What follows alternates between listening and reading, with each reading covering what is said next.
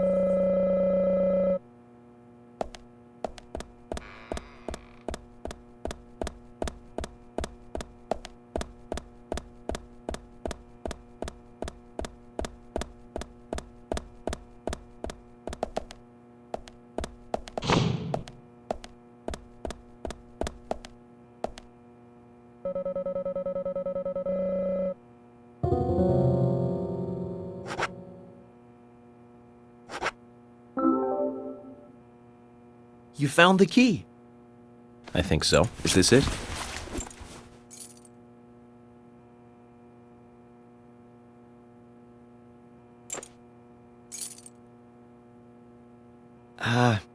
You don't know your squirrels, do you? This isn't the right key holder. This is a Siberian flying squirrel. It's closer to a land-based squirrel. The Siberian flying squirrel is larger than the southern flying squirrel and has a standing tail while the southern has a hanging tail. But we're looking for a southern flying squirrel right now. You sure do know a lot about squirrels.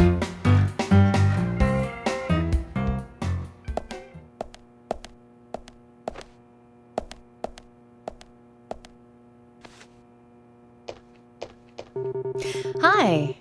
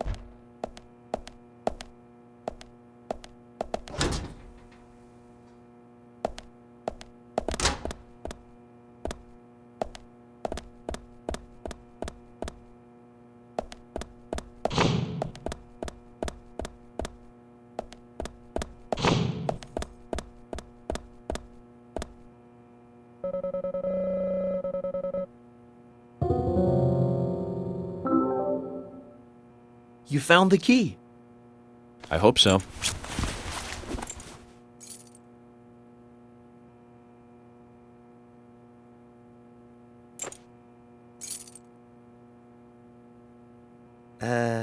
No.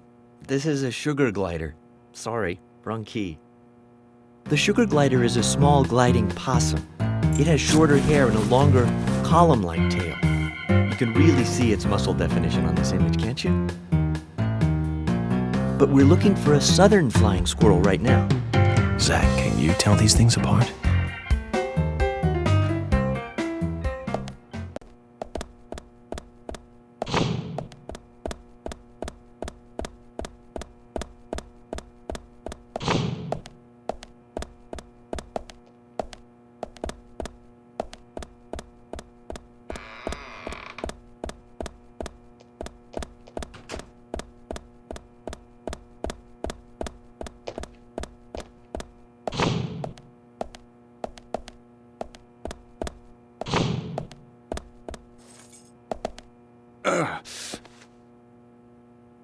George, do you work out every day? Of course, Agent Morgan. Exercise keeps me healthy. I haven't missed a day since I started in high school. Now that's impressive. Remind me to get more exercise, Zach. But I can't do my full routine today without Arnold. I haven't seen Arnold around since yesterday. Arnold. He's a training buddy of mine. His partner Sylvester misses him too. If you see Arnold around, let me know, will ya? Can't finish my workout menu without him. Okay. I'll keep an eye out for him.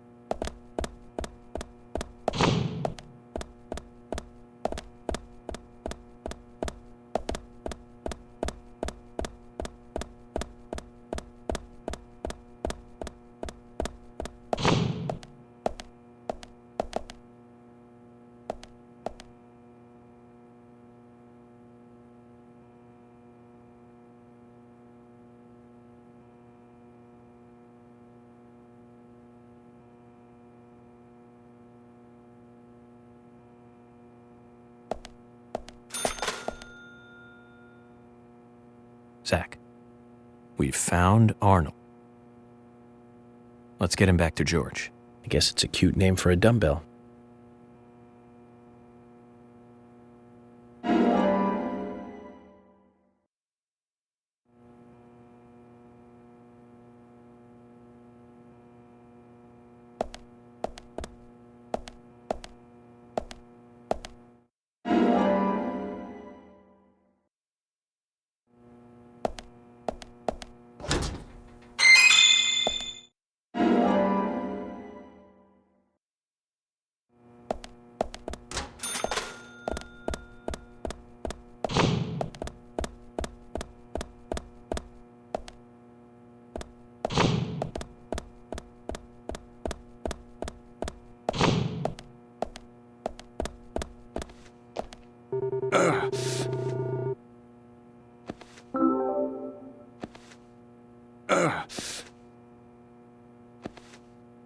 George, I found Arnold.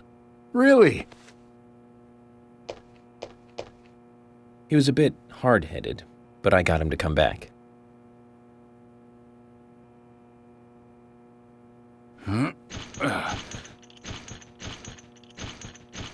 Oh.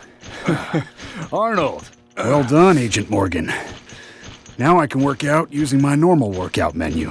Good to hear that. Here's a little something to show you my appreciation.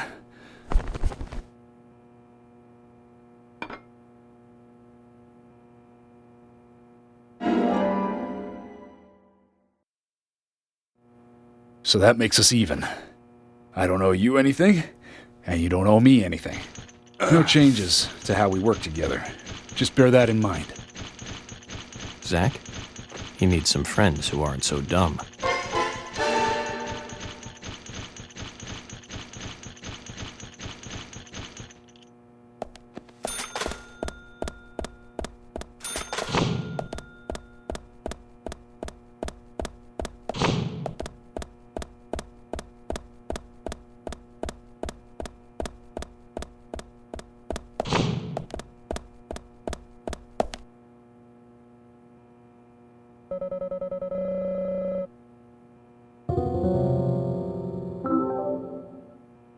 You found the key. Is this the one you were looking for?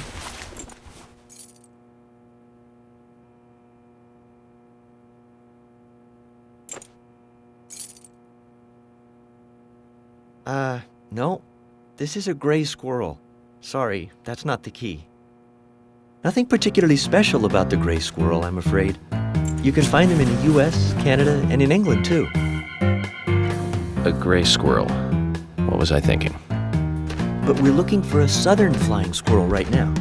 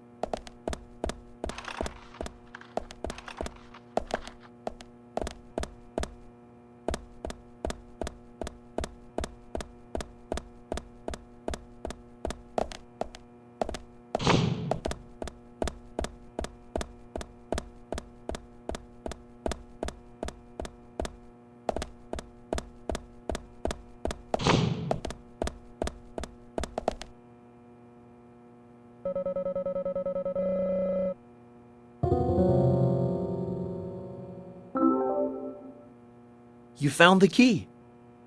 I hope this is the right one.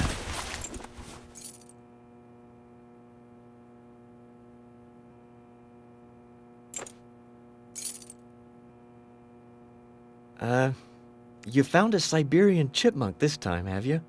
Sorry, wrong key. A Siberian chipmunk? This species lives in northern Japan on the island of Hokkaido. They're actually quite a popular pet. So it isn't even a squirrel. But we're looking for a southern flying squirrel right now.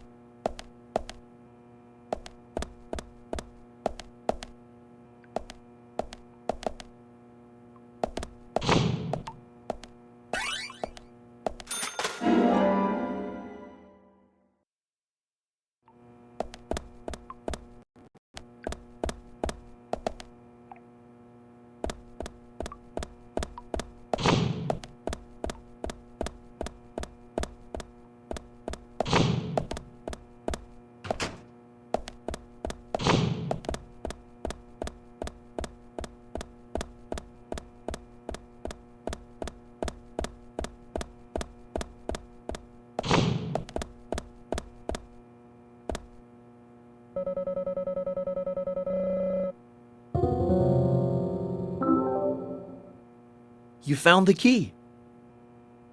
That's the right one?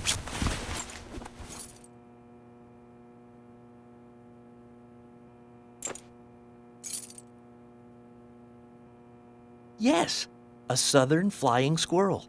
Thank you so much. I'll bring the files right in, so please go to the meeting room. Okay, I'll be waiting for you.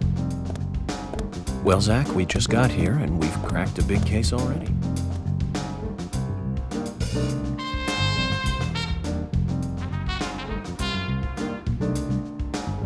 The victim's name was Anna Graham. Age 18, she just recently graduated from high school this year. Her dream was to move out to the city and become a model. But for the time being, she was working in the A&G diner here in town. She lived with her mother, Sally. Anna's father died in an accident in the lumber mill when she was a child.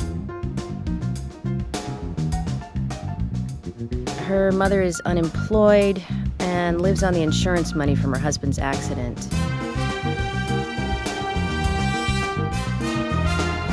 After all, it's a small town with a low cost of living. Financially, they seem to get by fine, and they led normal lives.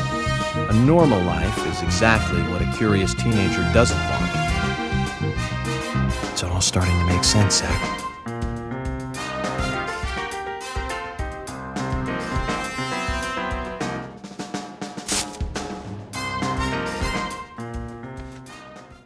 City folk, huh?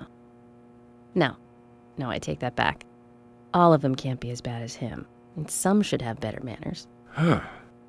This is a good biscuit. I've never tasted a biscuit this delicious. Where in town can I get these? Well, actually, I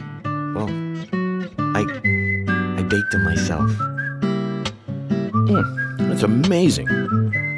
What are you doing in law enforcement? I'm very particular about biscuits, I'll have you know. The balance of milk and butter you've achieved here. Oh, my. Agent Morgan, the autopsy's ready. You are welcome to accompany me to the Greenvale General Hospital. Emily, you come too. Thomas, stay here and tidy up these files. Yes, sir. We're going to use the car outside. Let's get going. You might think this is just a small-town police investigation, but our inspections are thorough and solid. I'm hoping you won't slow us down.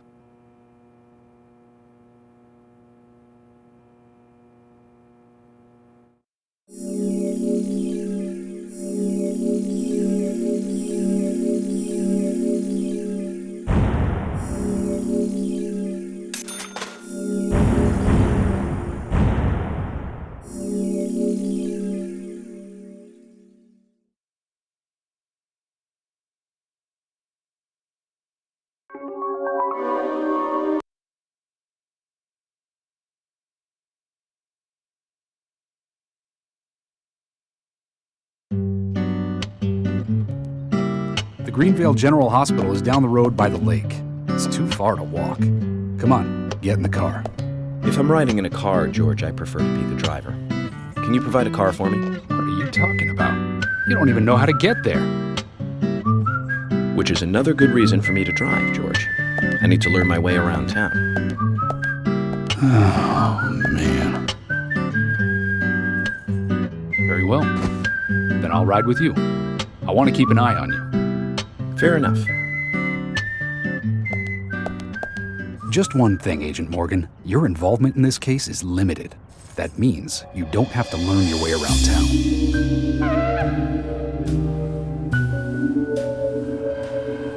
George, we'd better get moving. The hospital closes at 2100.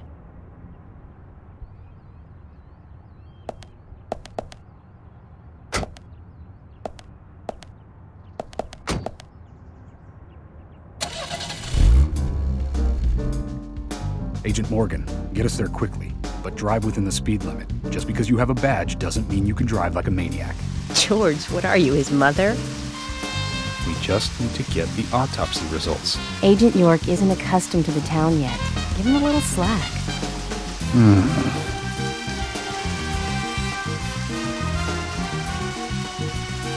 Well then, Agent York, let's get going.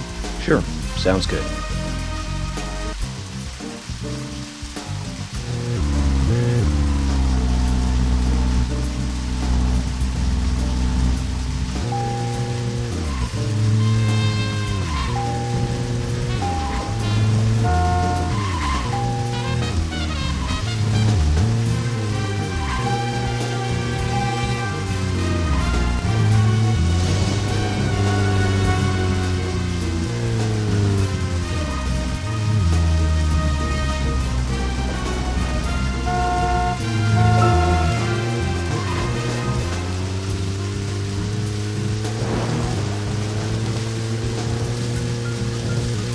Morgan.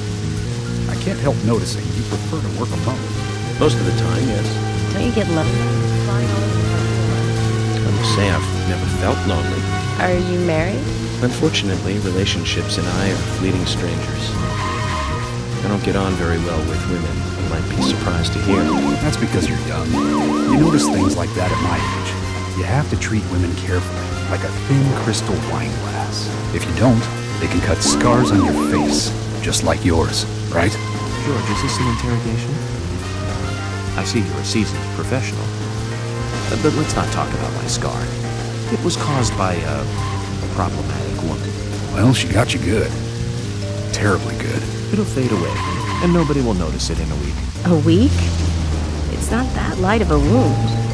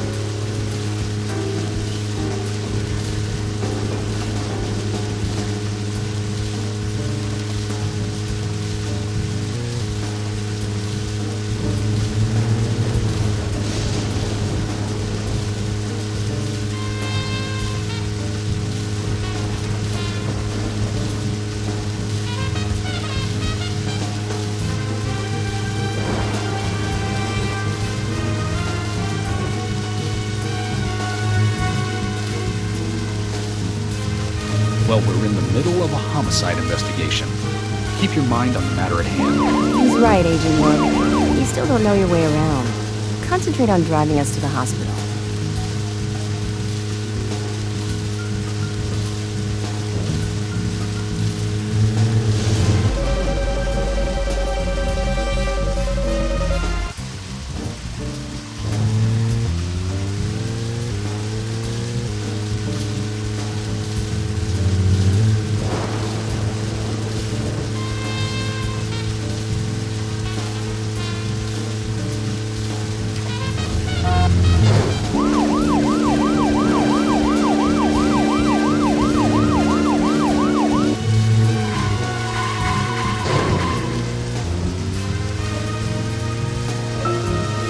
Well, we're in the middle of a homicide investigation. Keep your mind on the matter at hand. He's right, Agent York. You still don't know your way around. Concentrate on driving us to the hospital.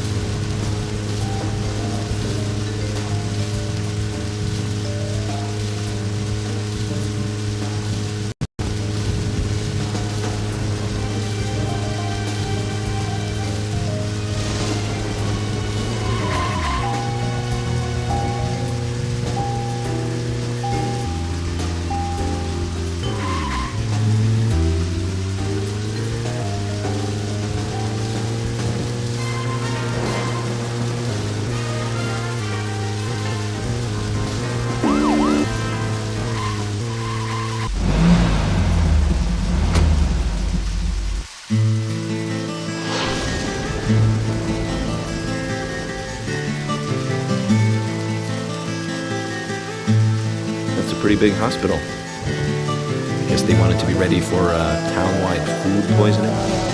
No, it's another leftover from the town's prosperous slumber days. Hard to imagine now, though, isn't it? My mother always talked about how energetic this town used to be. Almost like a gold rush, she used to say. Impressive. But the hotter the fever, the faster it cools. And so now there's hardly anyone left to use this place. It pains me to watch my hometown lose so many citizens. Beyond your understanding, I'm sure. Yes, I'm sorry to say that it is. Indeed. That's why this case is our problem. There really isn't any need for you to get too involved.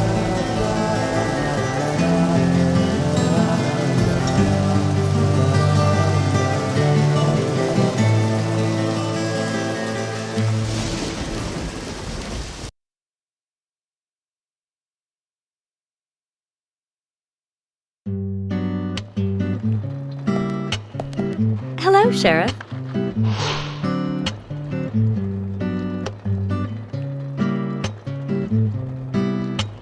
Hi there, Fiona. We're here to see Usha. Do you know where he is? I think Dr. Johnson is in the computer room. A computer room? In a hospital? Nice to meet you, Mr. FBI agent. The computer room is where our employees share a computer. Very nice to meet you, too. I'm FBI Special Agent Francis York Morgan. But how did you know I was FBI? Easy. None of the police in this town wear cologne. Besides, that scar on your face is the biggest rumor in town. Rumors get exaggerated as they spread, even in the countryside. What's that you're reading, if I may ask?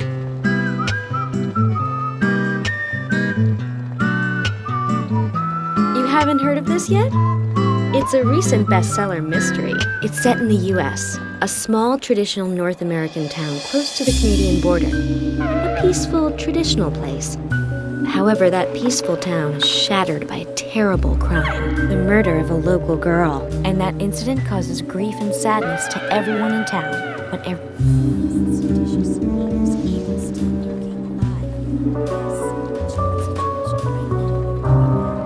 Fiona, don't say that. Sorry, I shouldn't have said that. With Anna dead and all. Don't worry. Books are written to entertain. It's good you're enjoying it. What we're faced with here is a terrible crime committed in a real world. Much different from that of a novel. So there's no need to apologize. thank you, Agent York.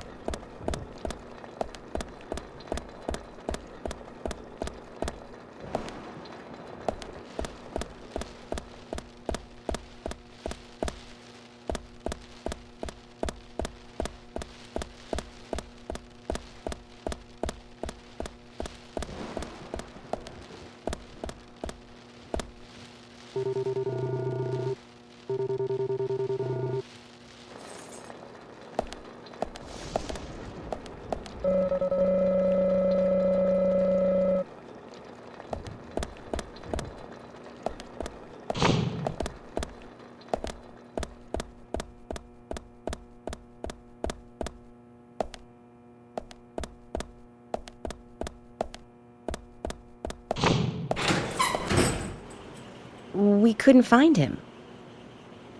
Fiona needs to check her information. No, I don't think so. Does the doctor like playing games by any chance? What do you mean?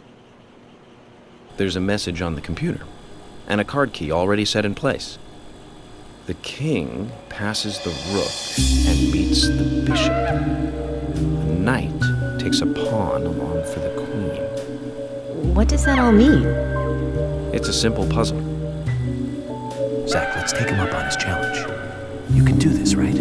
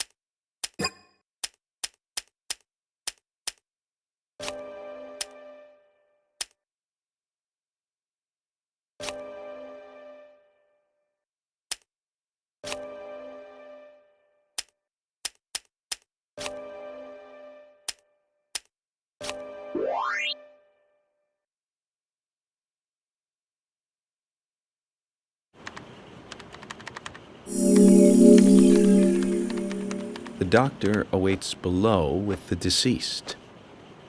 Another code? But there's nowhere to insert a password. More games. I'm going to get Fiona to call Usha up here right now. No need, George. The message appeared with the card key. It's telling us where to use it. This is not the time to be joking around, Agent Morgan. Dr. Usha is below with the deceased. With Anna. Below being underground, I take it. Simple. Simple. Then it's time to meet the mischievous architect of this little game. Nah.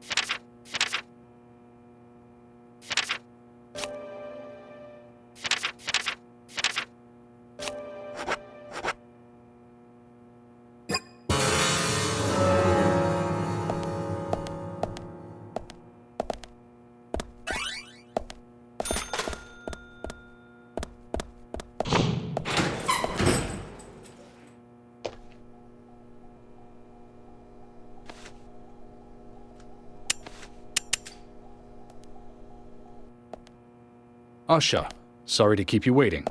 Ah, you made it. Let's get started, shall we?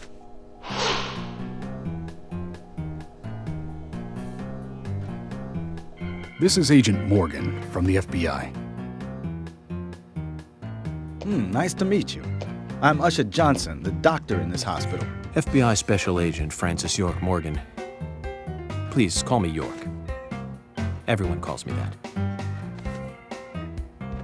Very well, Agent York. Are you a forensic practitioner? Let's just say I've dealt with corpses before. That battle of wits, by the way. Did you create that yourself? I just wanted to see if our FBI agent could handle the task. I see. Well, it was pretty fun. Oh, I'm glad you liked it. We don't have much time. We need those autopsy results.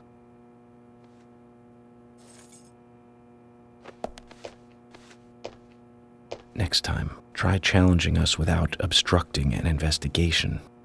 You've angered the monarch.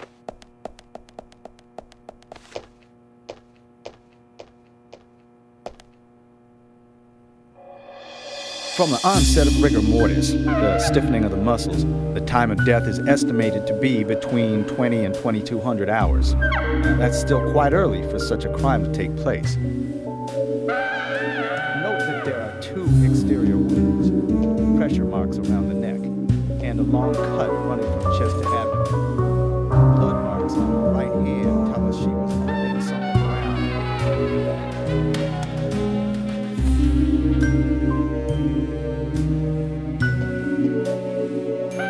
Her skull is also fractured, but that is unrelated to the cause of death. It probably happened to her after she was killed.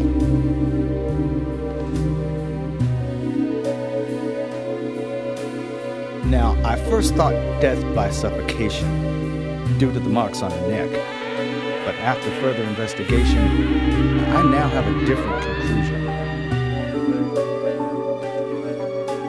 The direct cause of death was loss of blood from the wound.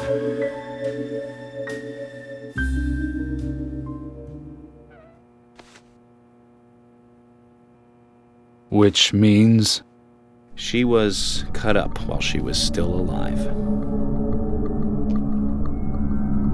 Yes, a sharp knife was used. It was inserted beneath the sternum and then quickly sliced downwards. The excessive loss of blood from her internal organs is what actually killed her. Her nails are clean, and with no skin cells from the attacker. She also doesn't appear to have been bound nor badly beaten. She was apparently killed without resistance. The most tragic thing, however, was that she was unable to speak her story to anyone who could hear her cries.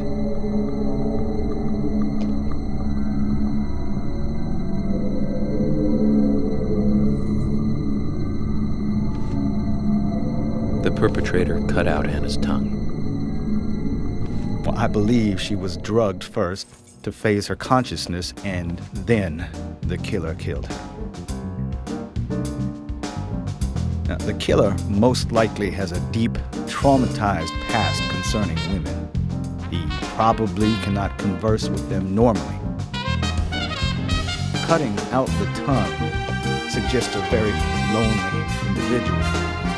Either that or a truly hardcore sadist.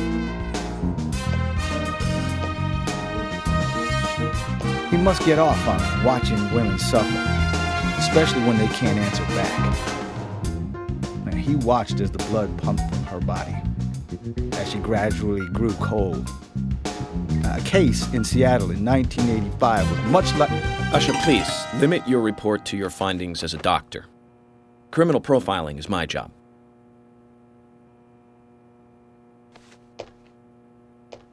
You're wrong, also. Anna died fully, deeply, painfully aware of what was happening to her. But, Tell me, what time did it stop raining on the night Anna was killed?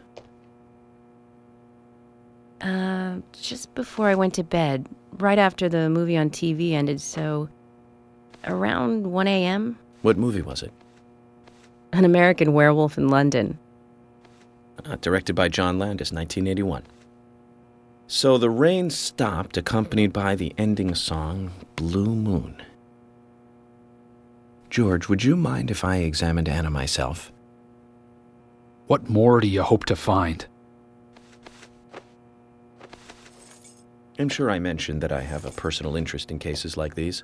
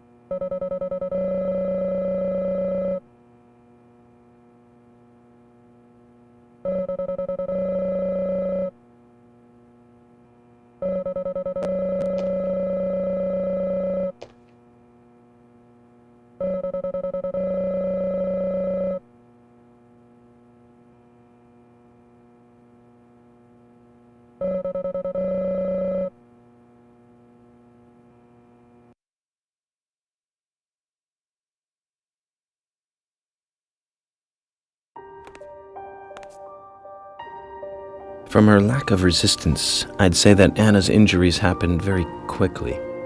Unable to speak, she was then left to cry herself to death. Zach, it's all starting to come together. The perpetrator stayed with her for at least 2 hours until it stopped raining.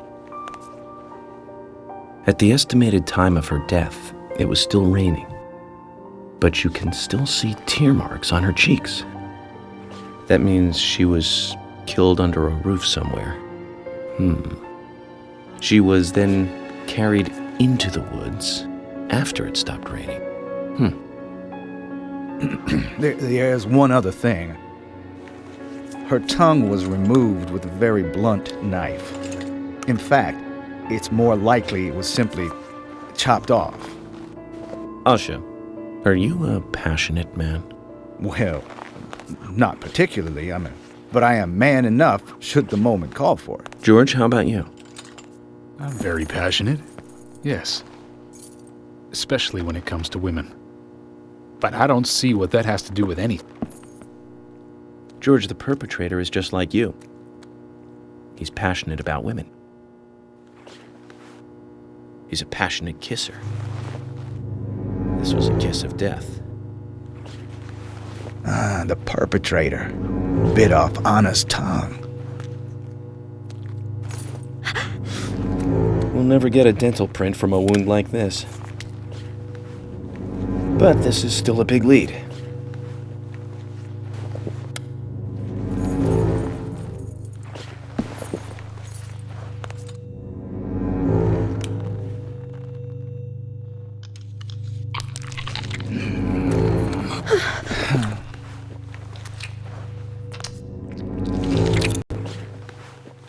Jackpot, Zach. A shame, but our old-time all-American sightseeing tour just came to an end. This case is now under the jurisdiction of the FBI. I'm assuming command. I'll need you to assist me in the investigation. What in the hell do you mean, Agent Morgan? I know I said I was passionate, but you can't think I did this. That's not why I'm assuming command, George. You're a suspect just as much as every other passionate man on Earth. Let me show you something.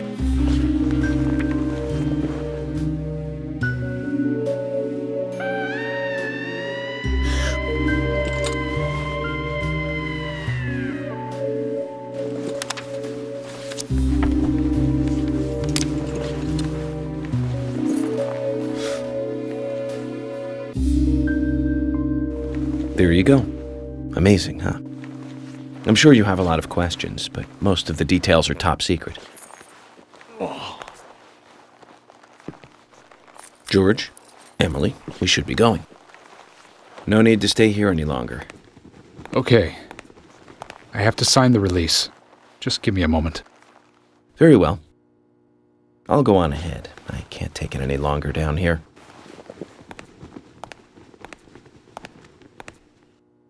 Bishop takes queen. His rook takes your queen. Then your knight takes rook. And checkmate. Huh?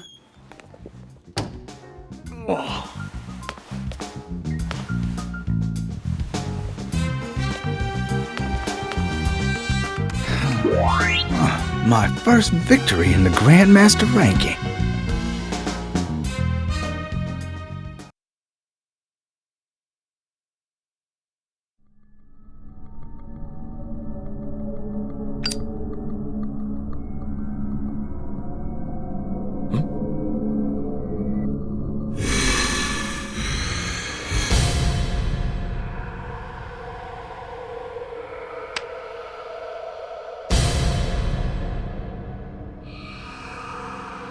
Zach, they're here.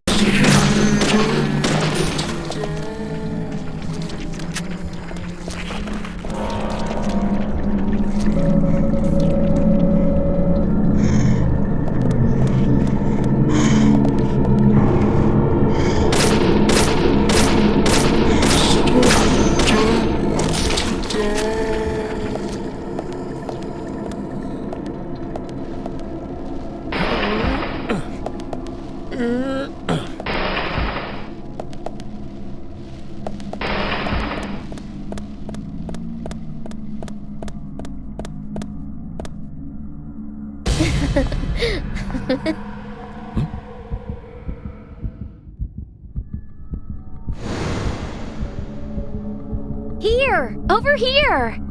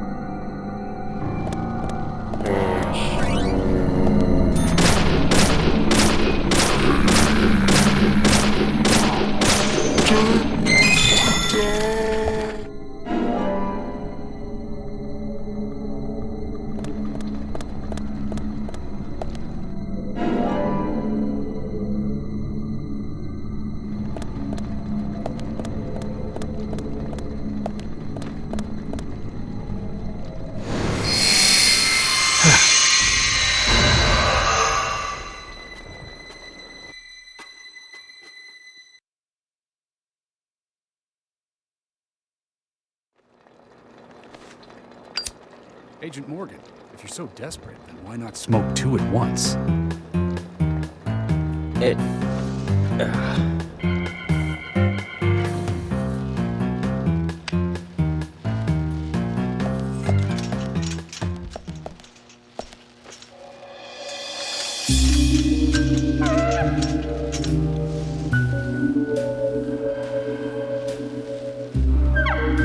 Who's that old man? That's Harry. Harry Stewart. One of the bigger problems around here. His father started up the lumber trade and founded this town.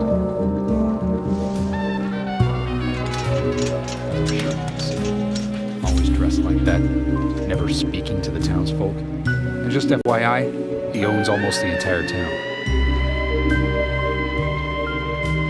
Not that that makes any difference.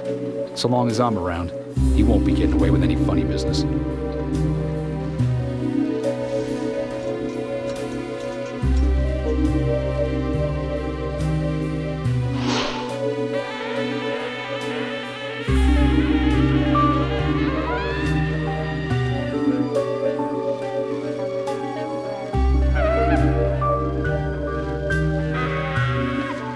Mr. Francis York Morgan, haste won't lead you to what you seek. Keep your eyes focused on your footing as we speak. So says Mr. Stewart.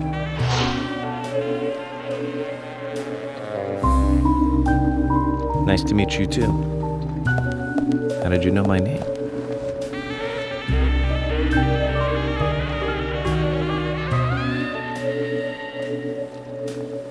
Mr. Francis York Morgan, information desires you, just as you desire information too. So says Mr. Stewart. Harry, stop trying to get in our way. Keep this up, and even you'll have to answer to the law.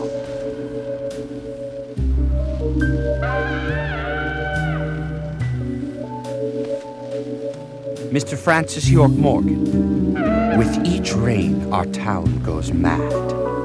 To our disdain, unpreventable, so sad. So says Mr. Stewart. Thanks for the warning. Then we shall depart, Mr. Francis York Morgan.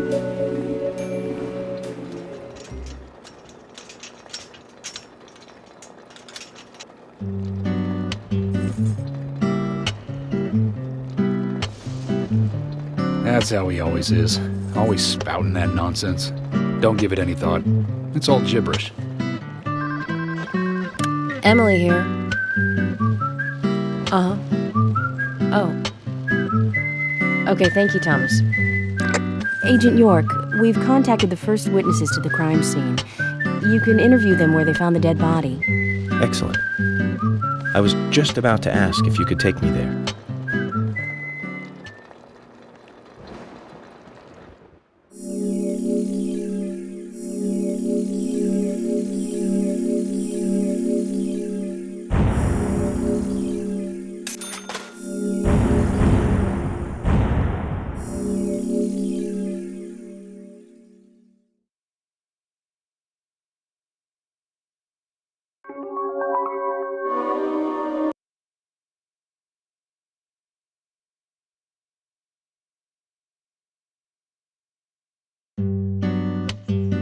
The body was found in the Greenvale Forest Park.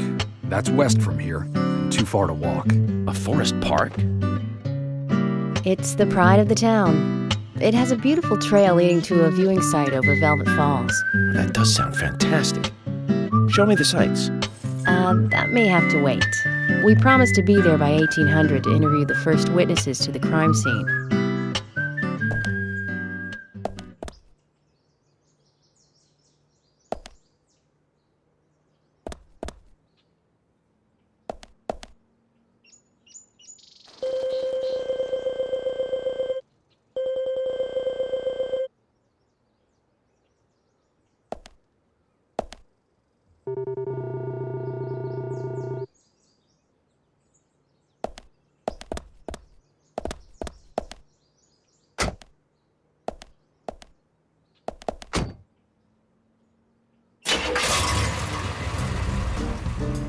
Agent Morgan, if I could just give you a friendly warning.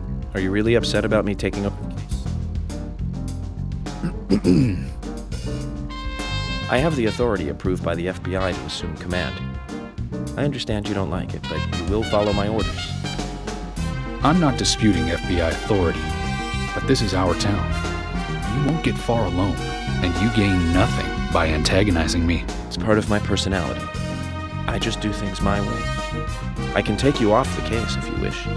Stop it, you two. We need to solve this case, not bicker among ourselves.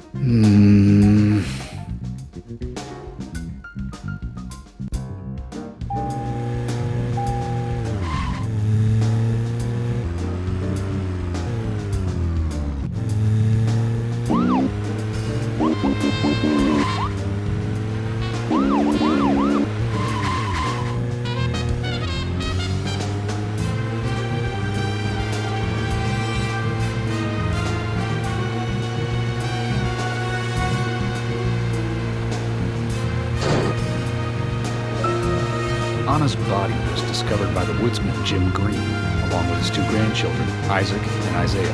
What were they doing in the forest? Just their daily routine. They found Anna's body during a morning walk. So you've talked to them already? Not officially.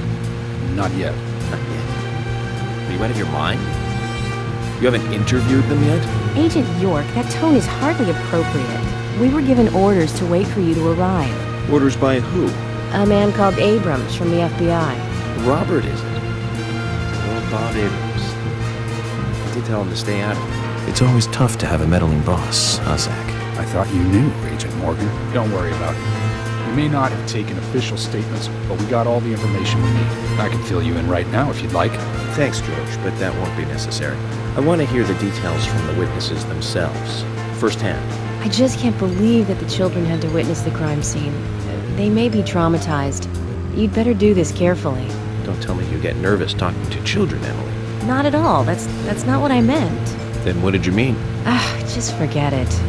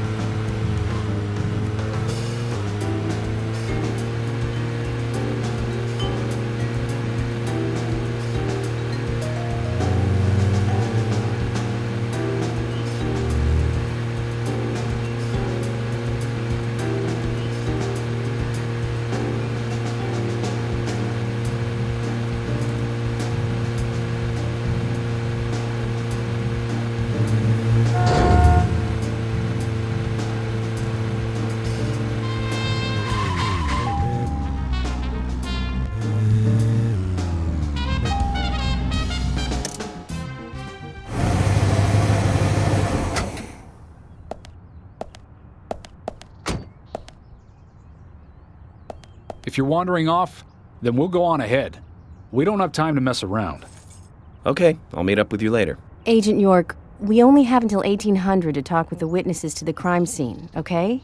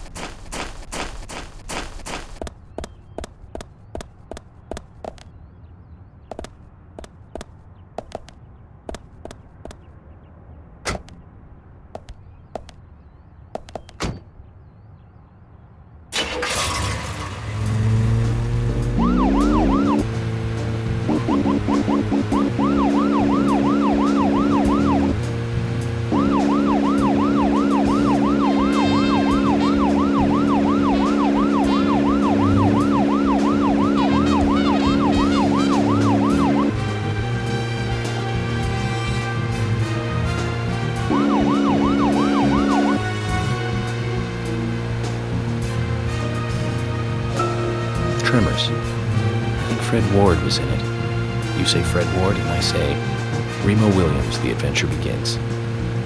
That one was back in '85, I think. Directed by Guy Hamilton.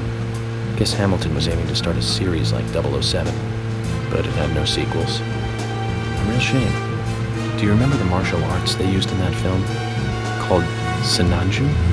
The ultimate in martial arts, using no weapons at all. Remo's master Chun ran across water, remember?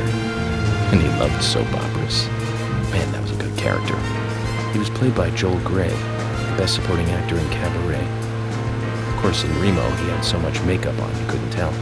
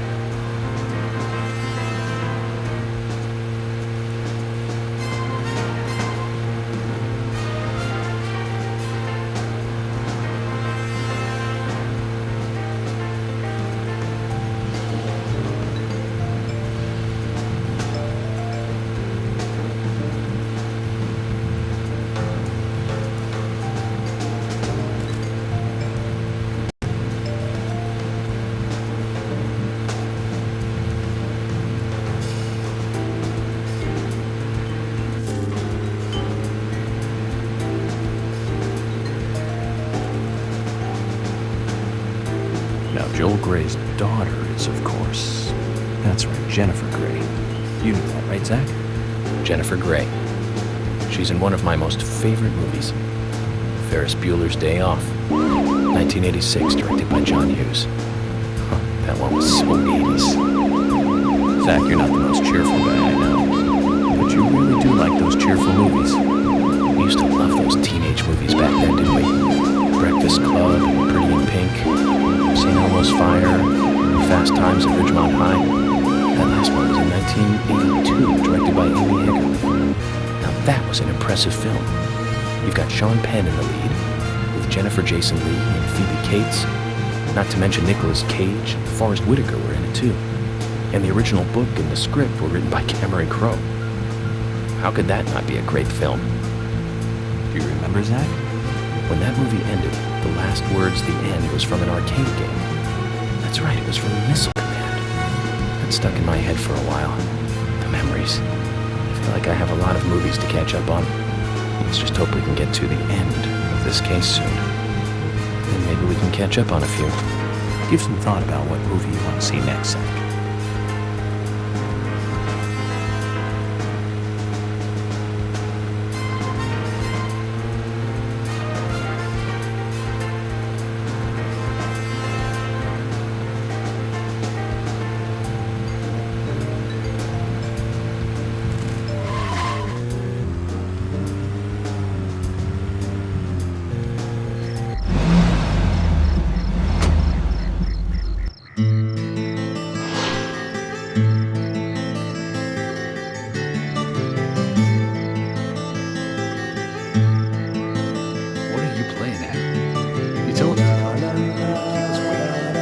Is this the way the FBI treats their own people? Hello, George. I just had some things I had to do. You really are pushing it, you know that? I'm sorry if I upset you, but it was important stuff. To me, at least. That isn't the issue here. We are in the middle of a homicide investigation. He's not listening, George. I think we both know by now how little he thinks of other people's feelings. I'll be more careful from now on. I promise.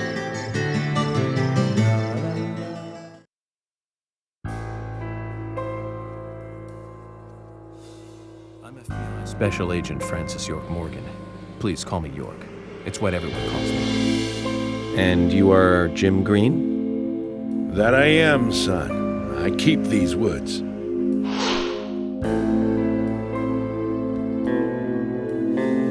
Well, you're doing a fine job. Well, I used to be a tree surgeon. And these two discovered the body?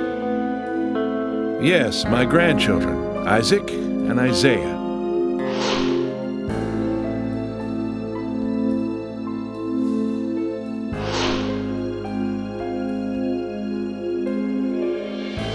Zach, you see that?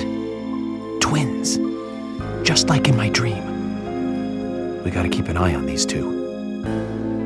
I'm sorry. Could we talk away from the boys?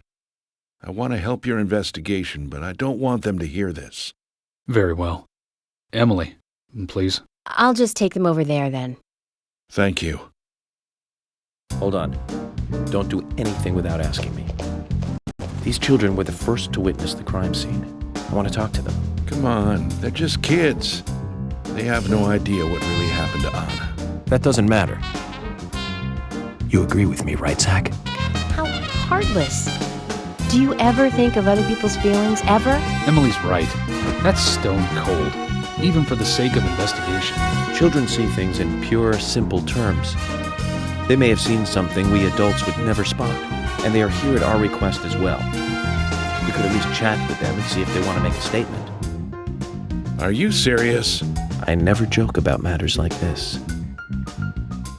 Oh my God. Don't worry. They aren't as fragile as you think. Look at them, standing so upright there.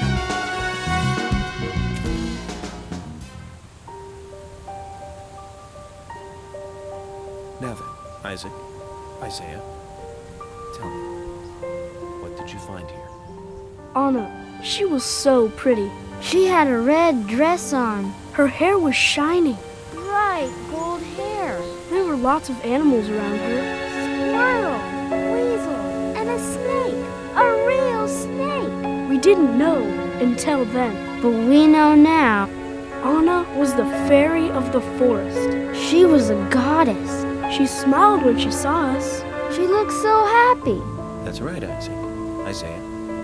She was a fairy. A goddess. I'm sure she is playing with those animals even now. Of course she is. Yeah, of course. Most useful information, boys. Well, Emily, you can take them now.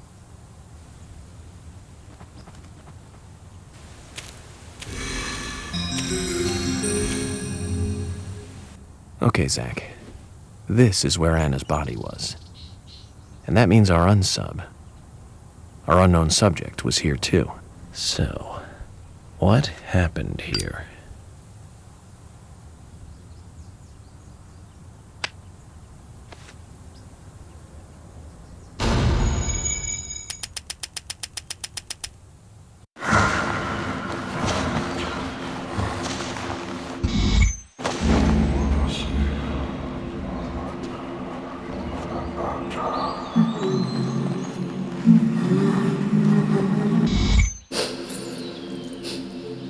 Lana. Ow! Crap! Jeez! I hate this. Why did it come to this?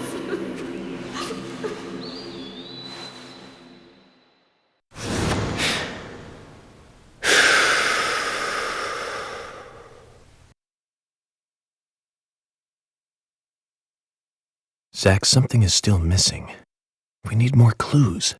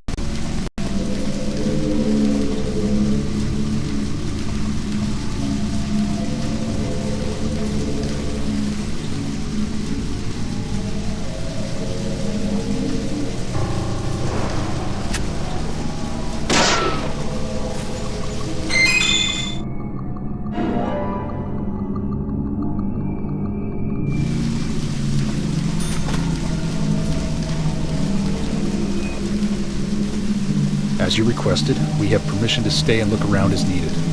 But what are you planning on doing? To examine the scene, of course.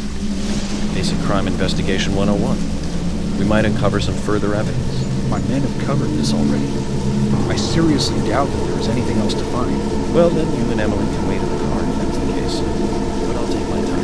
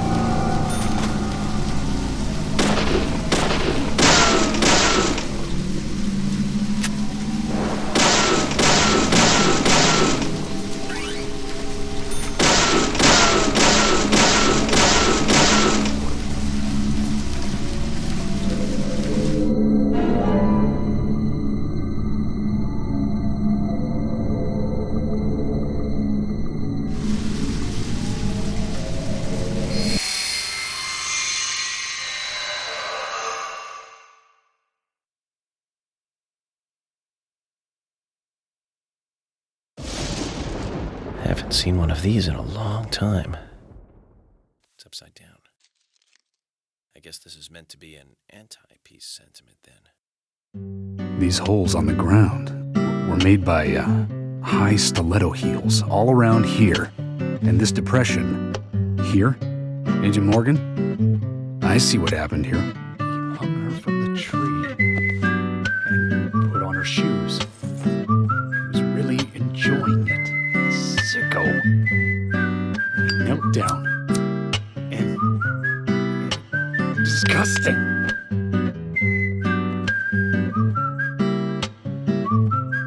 George, you certainly have a vivid imagination. An interesting theory. Don't you think, Zach? What was his name again? That Hollywood producer. That's right. Joel. We really ought to introduce George to him, Zach. Profiling is a little different from writing a screenplay, though. An idea being interesting doesn't make it fact. Let me enlighten you, George. The footprints reveal that one of the heels were missing from the shoes. And they're different from Anna's shoes that we saw at the office. Furthermore, there would be even more disgusting evidence if he did kneel and, well, do as you suggested. If you want proof, go ahead and try it for yourself. He knelt here for a reason other than simple perversion. Zach, what was he doing in front of Anna?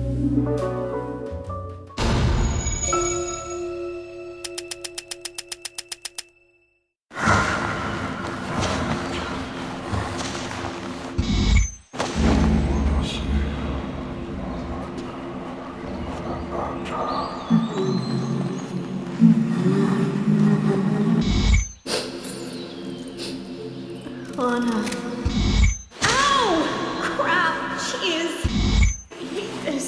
Why did it come to this?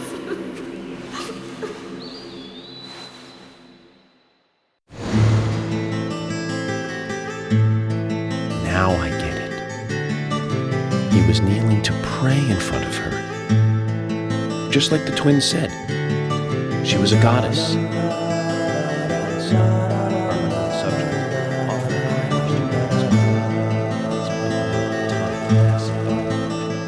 Once dead Anna was transformed from an object of despite into one of worship. So who is Miss Stiletto Heels? The steps are close coming up to the body, and then farther apart going away. There was a reason to hurry away then. That settles it then, George. Miss Stiletto Heels is a third party here. She's not the murderer. No one runs away from an object of worship. She could be another victim who was with Anna. Or perhaps an accomplice who fled for some reason.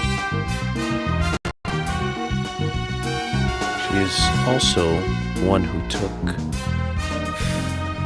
whatever it was Anna was holding on to in her hand. But why?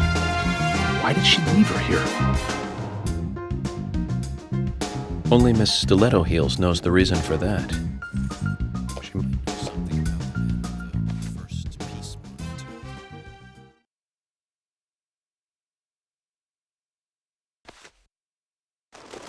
How many women wear high stiletto heels in this town, do you think? Oh, I should think most of them have at least one pair.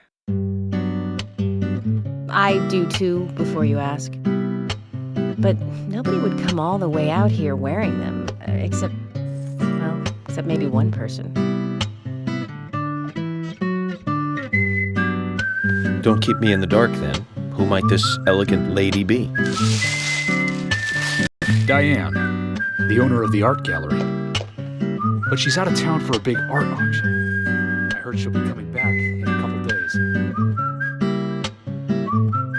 Then we'll just have to give her a warm welcome home. A more immediate matter, then. Where in town can you find something like this? It should be a building that isn't used anymore, with either a lot of metal or metal machinery or something like that. The old lumber mill. Then it's time to really get this show on the road. Could you guide me to this perfect setting for extravagant murder?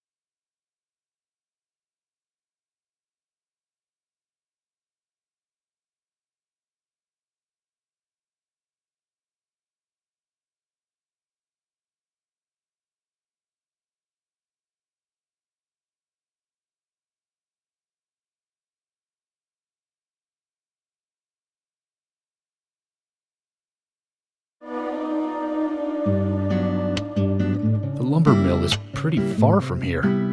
If that's where she was killed, why would the killer go to all the trouble of carrying her all the way here? I don't know yet. My profiling instincts tell me one thing is for sure, though. The unsub's personality is totally different before and after the crime.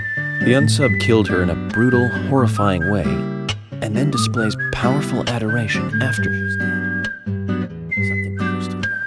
That could well be the key to all this. I will say this, though, George. Profiling is a risky business. Of course, if the unsub planted those stiletto footprints himself, well then, everything I've just said falls apart. But there's no evidence that he left those stiletto footprints. I'm sure we have Miss Stiletto Heels to thank for those tracks. All I can do is deduce the unsub's feelings in light of the evidence, and carefully figure the unsub's MO, modus operandi, his way of thinking. It usually unveils something that a normal forensic analysis may overlook. That's my way of profiling. It's not for everyone, but it works for me.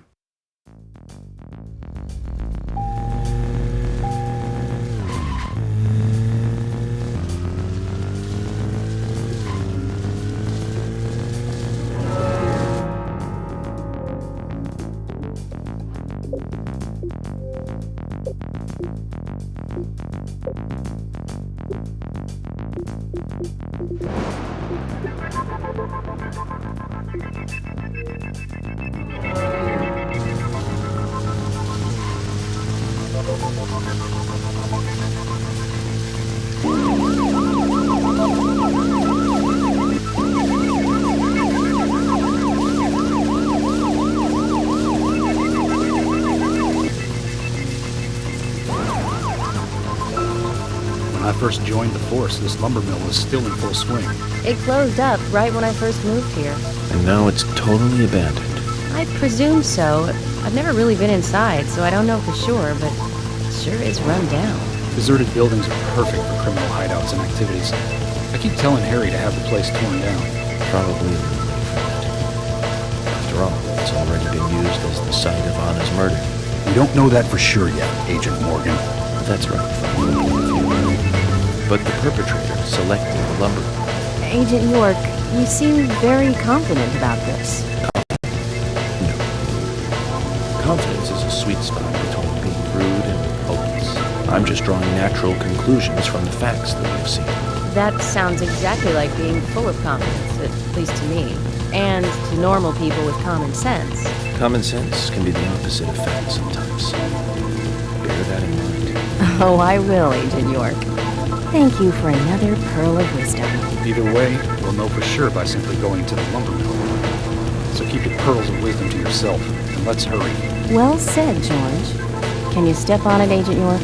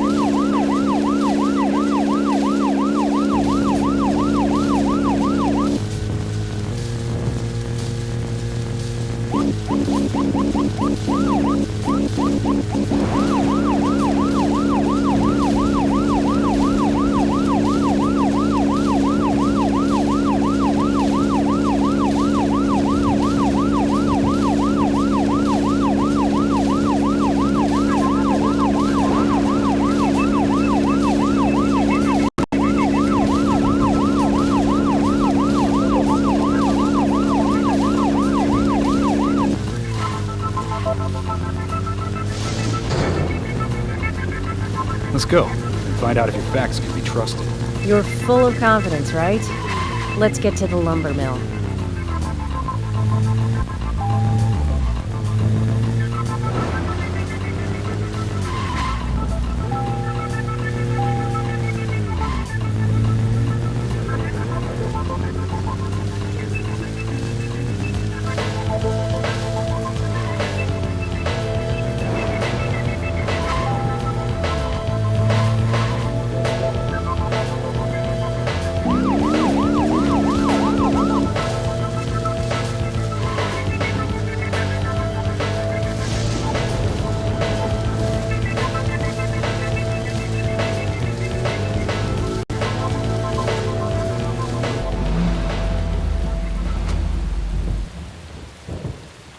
I'm going in alone.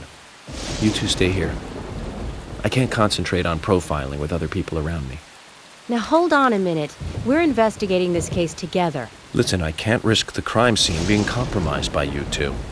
What are you saying? You're not the only professional law enforcement officer here, Agent Morgan. We know how to secure a crime scene. I'm sorry. That was rude of me. But this is how I operate. Furthermore... Yes? Furthermore what? To me, the outsider FBI agent, every citizen of this town is a suspect. You two could be in on this whole thing for all I know. I have to keep suspects out of the crime scene. How can you say such a thing? Is he making fun of us? We should have left him behind and come here by ourselves. You're right. I've never been so insulted. Sorry, but I'm just doing my job.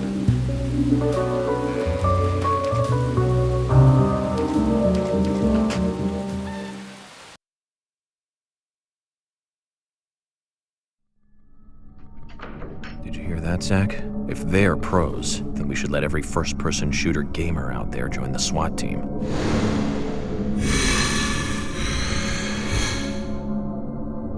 Zach, they're here.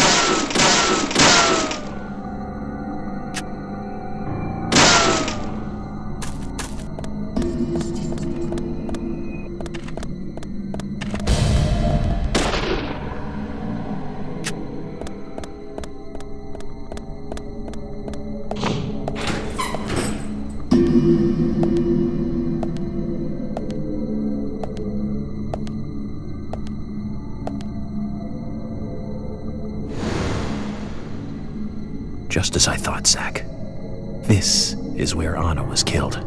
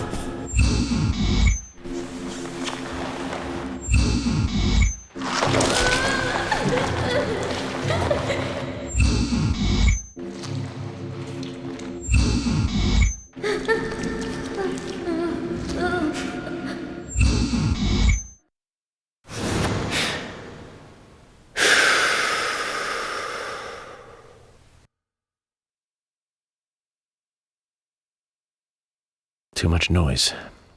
We're still missing a vital piece of the puzzle.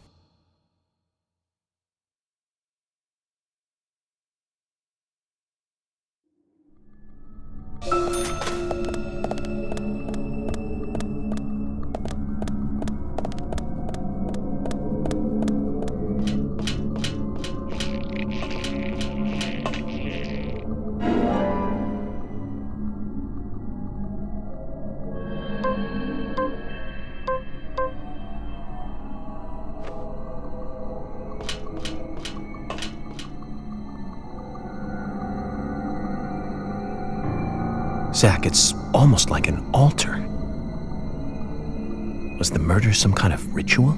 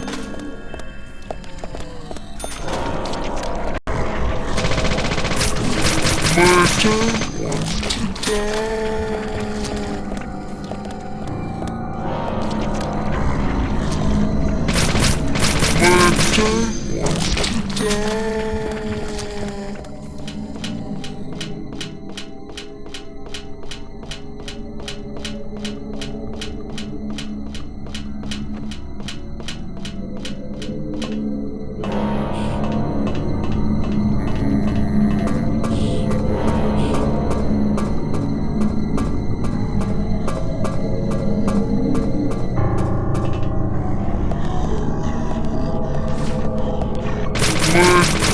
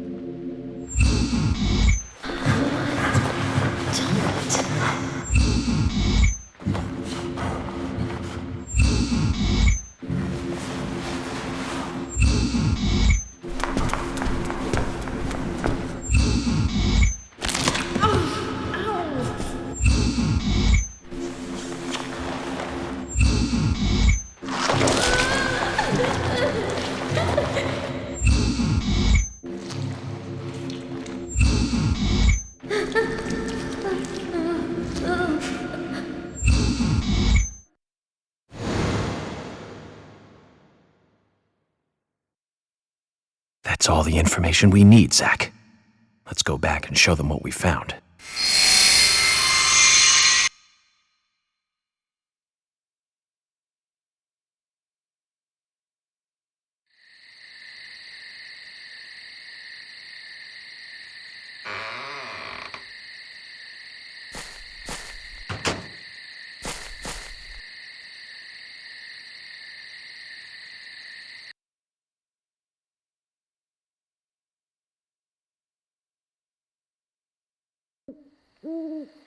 Have you seen any of these things before? No, not that I know of. But that raincoat is a little odd. Odd? In a town where it rains so much? Well, the people here rarely go out in the rain.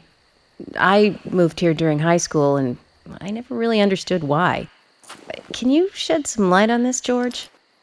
Oh, well, there's an old story, folklore.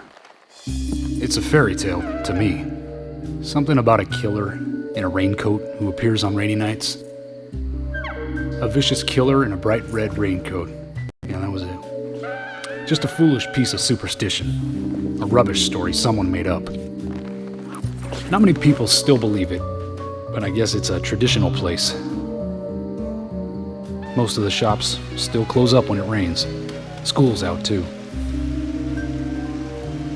And since there's no reason to go out, not many people ever wear raincoats. And now the raincoat killer has leapt out from his picture book. Oh, by the way, would you two kindly show me your backs? Our backs? Is this related to the case? The person with the upside-down peace mark in that photo we found. He's our killer. And what makes you so sure about that? Zach and I saw him kill Anna in the lumber mill. He killed her. Right in there.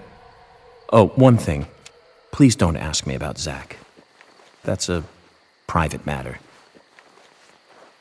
Anyway, by showing me your backs, we can clear up most of my concerns about you. Isn't that for the best? You do want to remove yourselves from the suspect list. It will make things a lot easier. This is insane. Your methods are rude, insulting, and out of the question. And Emily is a female officer. Forcing her to show you her back is harassment. I don't care if you are FBI or not. You are out of line.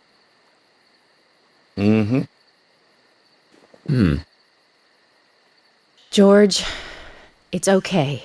Let's just show him and get it over with. Emily, are you crazy? Look, we flash our backs and he'll start trusting us a little more. Right? Agent York?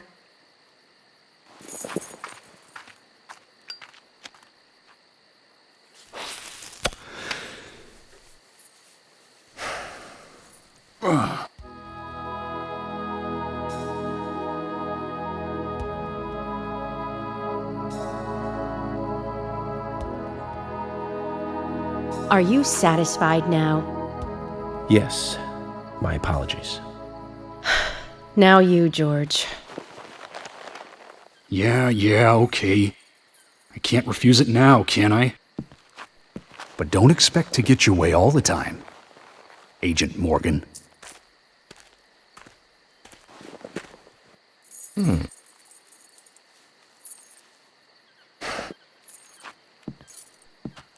Huh? George!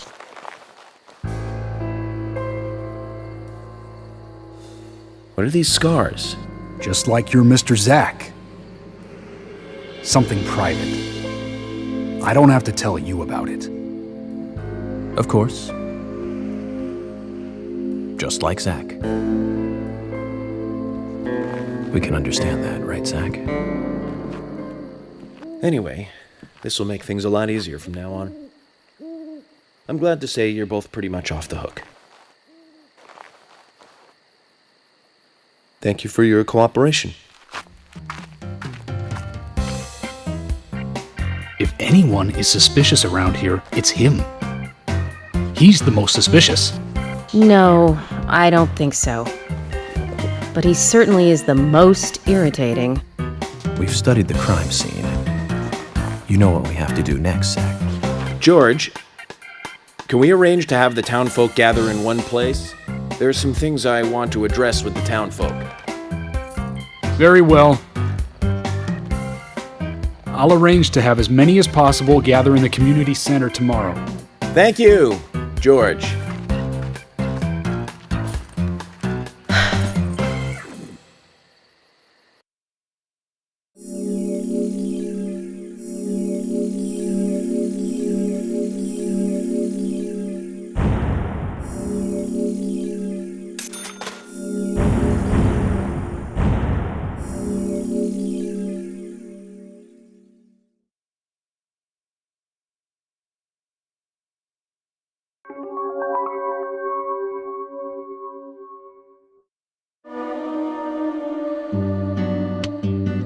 Welcome back, everyone.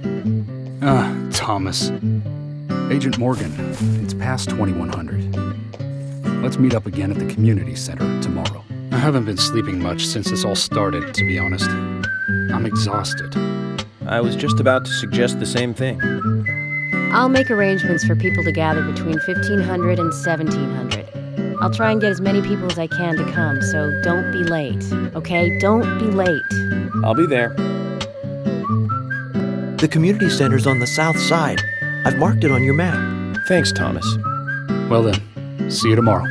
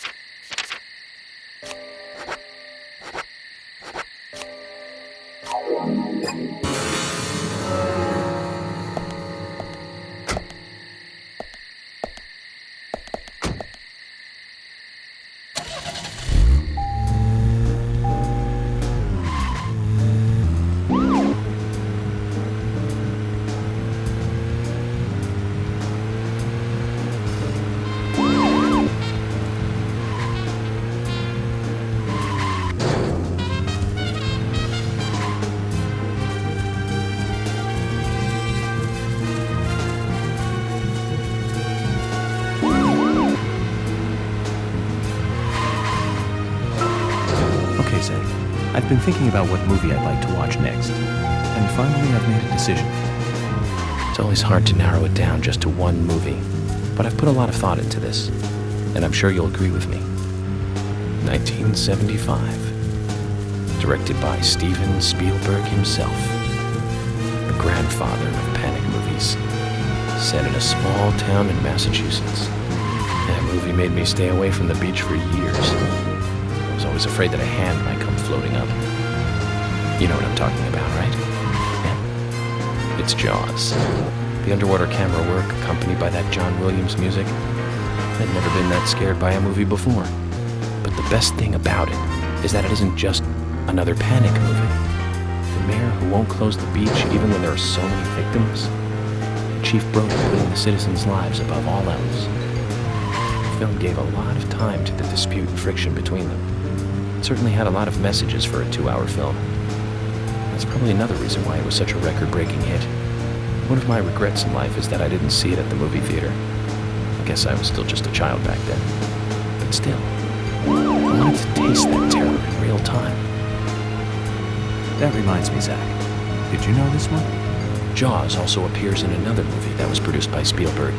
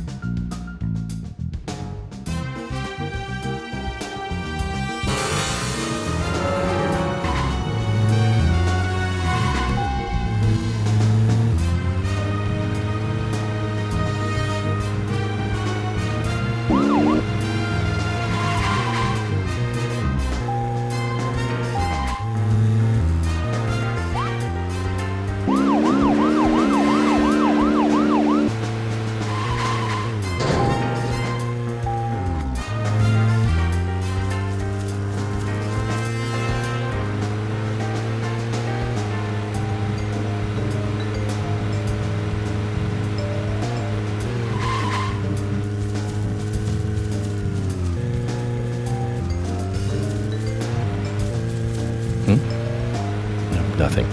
Just my imagination.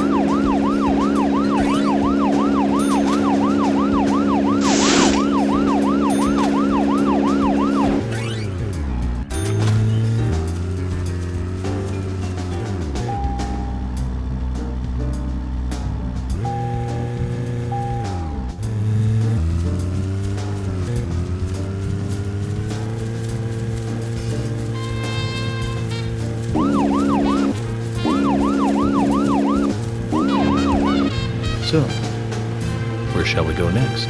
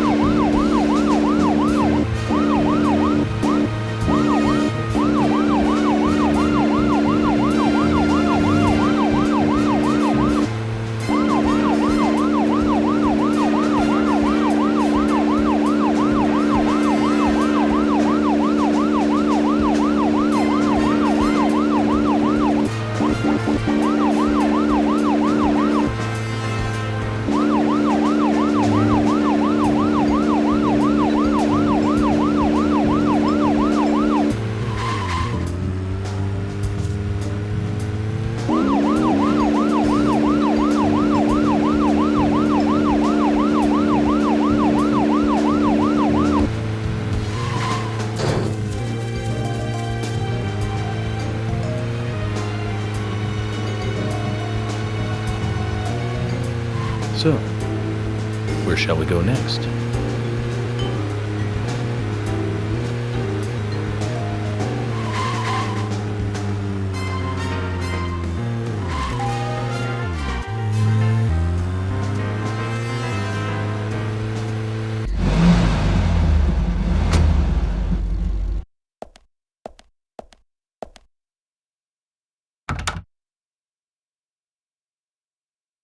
Zach, Emily arranged for people to come between 1500 and 1700. We can't do anything here right now.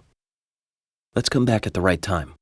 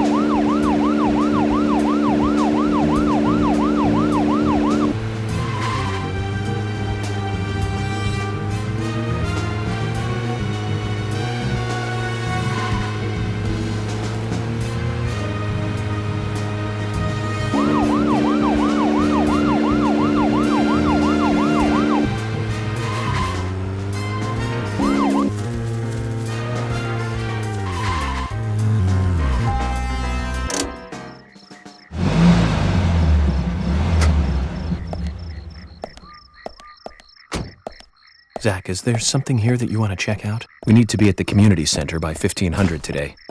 Just think of talking in front of all those people. What do you think, Zach? It's going to get fun.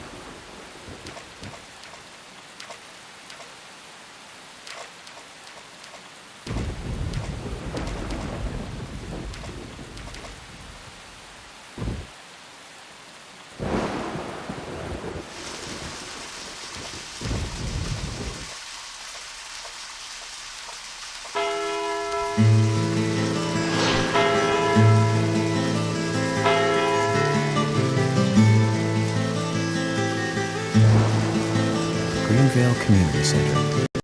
Now that's an impressive building. Clock Tower's impressive too.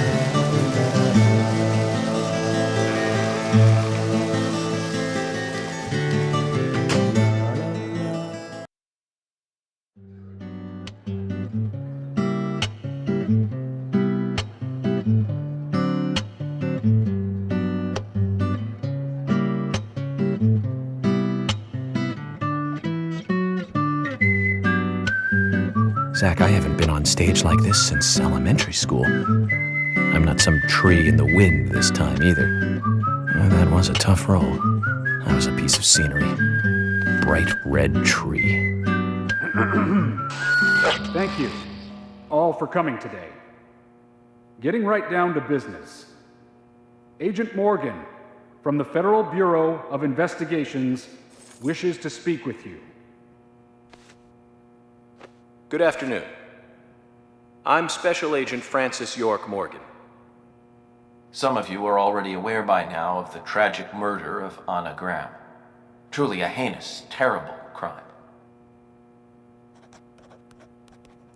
I've come to this town to solve the murder of this young, beautiful girl, and to bring the one responsible to justice.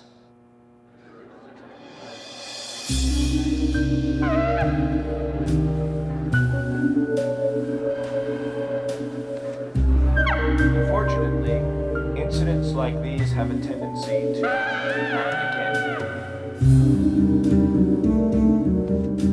I asked to have you gather here so I can share some advice in order to minimize the risk of further fatal incidents. Firstly, please, stay away from any dark, dangerous, isolated places. Those of you with children, especially of Anna's age, please guide your children.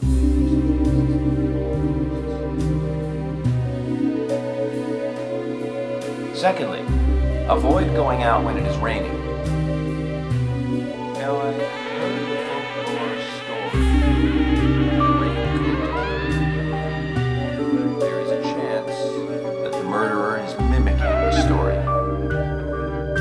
Women should also be especially careful. I would hate to see more victims.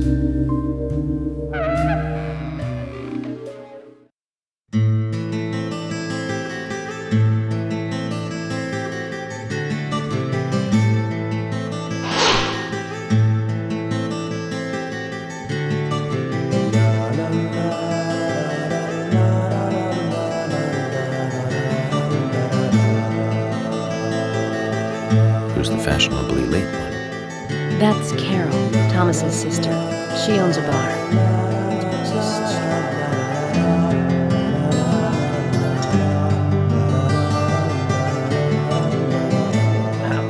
Excuse me. So, as I have said, avoid going outside when it is raining. Young women should be especially careful. Report anything or anyone suspicious immediately. The murderer will be caught and brought to justice. But you must all remain on guard until we do so. That's all I have to say. Thank you.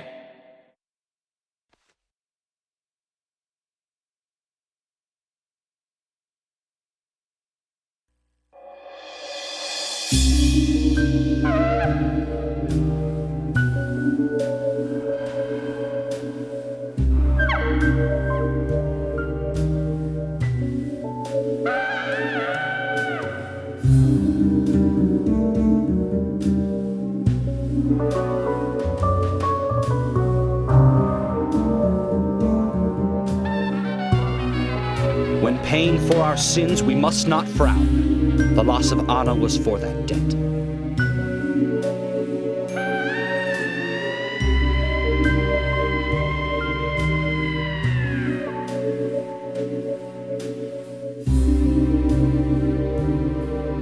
When purple fog covers our town, we'll all wander in hell, I fret. So says Mr. Stewart.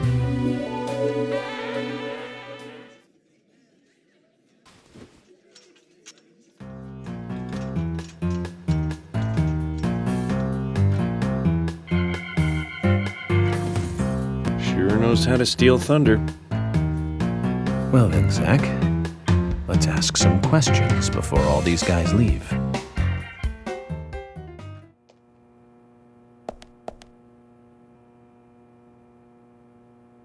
Agent Morgan, here's your chance to get to know some of the townsfolk. Don't let it go to waste.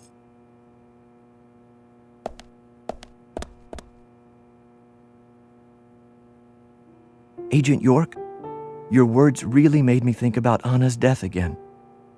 How could one do such a terrible thing? I'm still in shock.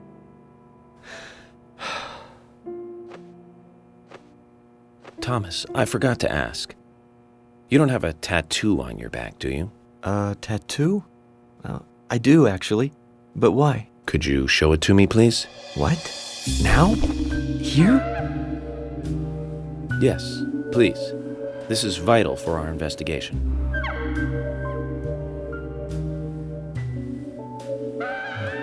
Okay, if it's gonna help you any.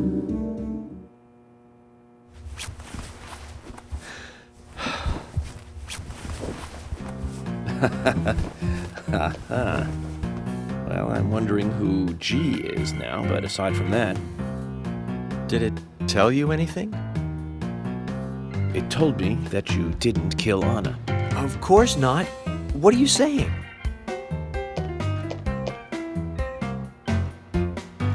You ought to see that tattoo, Zach. A big heart with an arrow through it and Love G in the center. I don't know when he got that done, but we've all been through the 80s.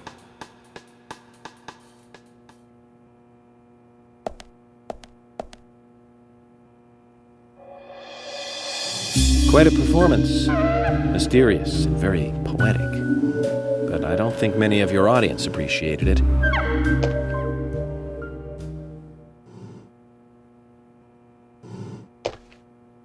Mr. Francis York Morgan, the purple fog appears with rain, soiling and ruining our town. The evil does not drain. Find out why the town is soiled. Remove the source from which it boiled.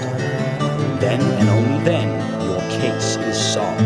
But for this to happen, to solve the crime, proper must do the crime at the proper time. It is not yet mine, that is, Mr. Stewart's time. But if you, Mr. York, find the right timing to chat with me, that is, see, so says Mr. Stewart. So, Harry, you know something. But there's some reason why you can't tell me yet. Is that what you're trying to say? Cut the poetic rubbish, Harry, and tell us what you know. We can force you to talk, you know.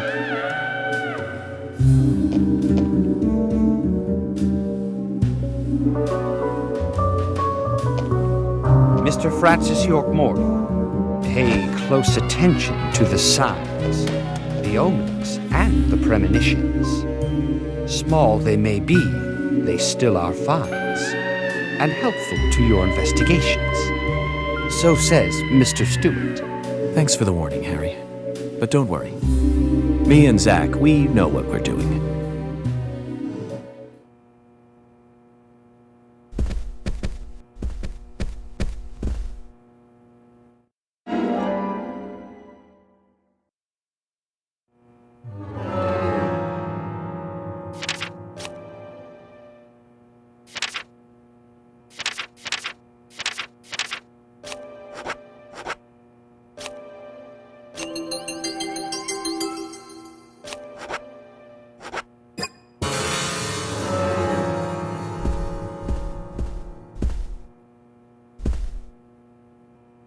Agent York, are you finished asking questions yet? When you're done, let me know. We'll all get dinner.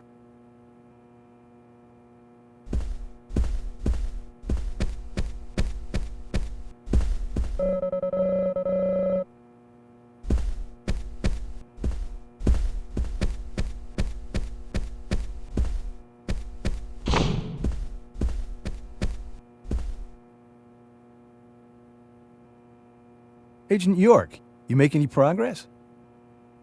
Of course, plenty. Tell me, Usha, when is Anna's funeral?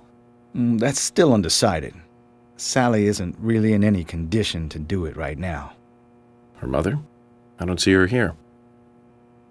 Anna was her sole reason for living after her husband was deceased. Well, she's probably huddled up at home. And I should probably take some time to pay her a visit. Well, yes, you should. And I'd appreciate it if you could, too. But don't go too hard on her, okay?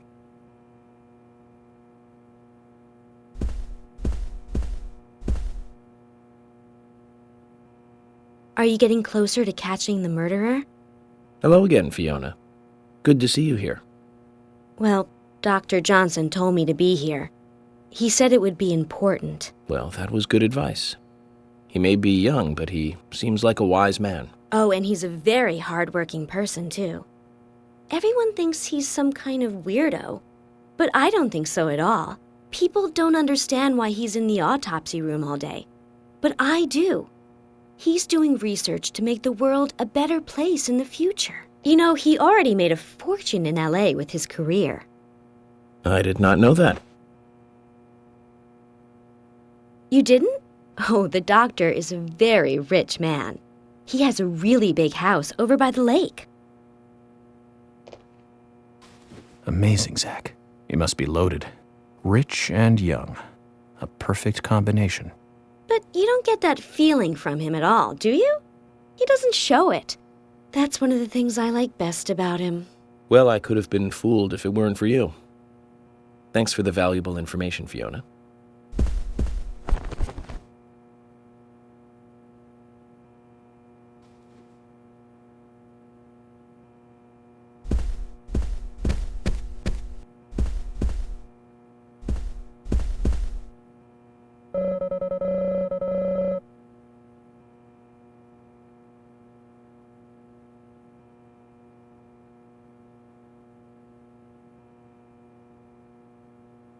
So you're the FBI agent, are you?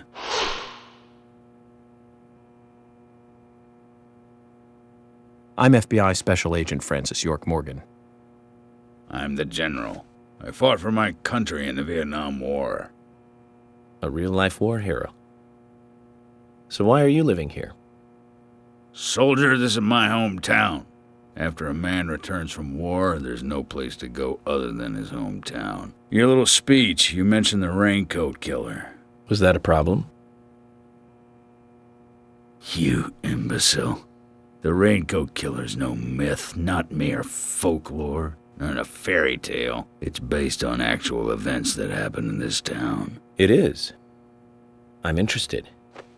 Can you tell me more about this? You kids today don't even know how to ask for something right. Soldier, if you want to hear more, you come to my office. He literally exudes raw power, Zach. Despite the credibility issues, we should give him a visit. One thing, though. Calls himself a general, but isn't that a sergeant's uniform?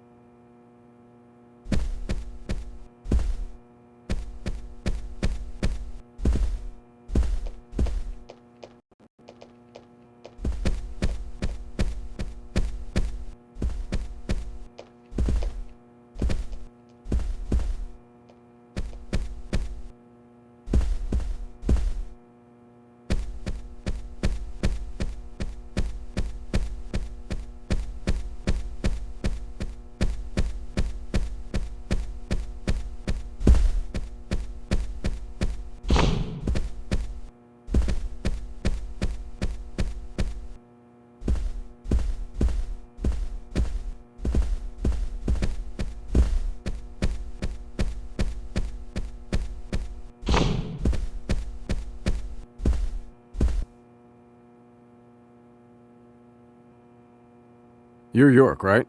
I'm Richard Dunn, the owner of the darts bar, Swery 65.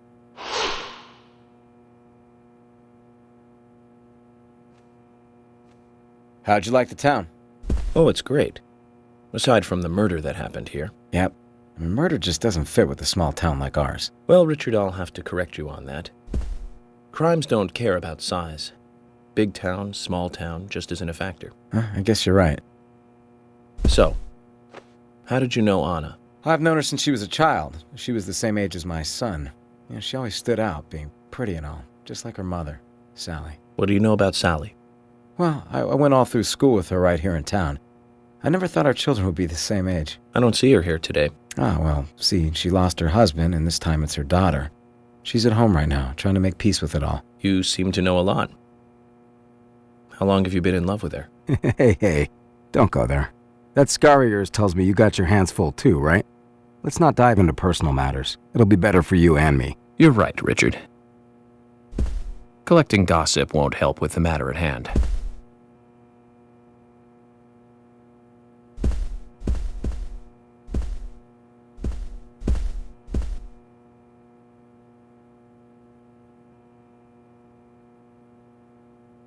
I'm FBI Special Agent Francis York Morgan. So Anna was killed. But why does that bring the FBI here?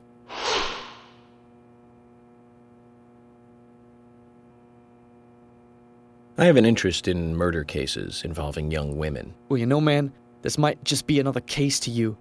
But it means the death of a friend to me. I don't want you taking this lightly like it's just another case. I never take anything of this nature lightly, I assure you. I'm here to apprehend the perpetrator who did this. Yeah, because local enforcement can't shine their own boots, right? Good point. You can't always count on the police now, can you? But that doesn't mean you're going to capture the perpetrator yourself. Quint. How do you know my name? I memorized the name of every citizen before arriving in town. I also know about you and your significant other. You mean Becky? Don't underestimate the FBI. We know and see everything. I'm sorry if I was a little harsh. I want to help, I do. Okay? Okay, Zach, I'll tell you how I knew his name. He's got a small Q on his hat. That was the only name beginning with Q that I could think of. He was even kind enough to tell us his girlfriend's name. I can read him like a book, Zach.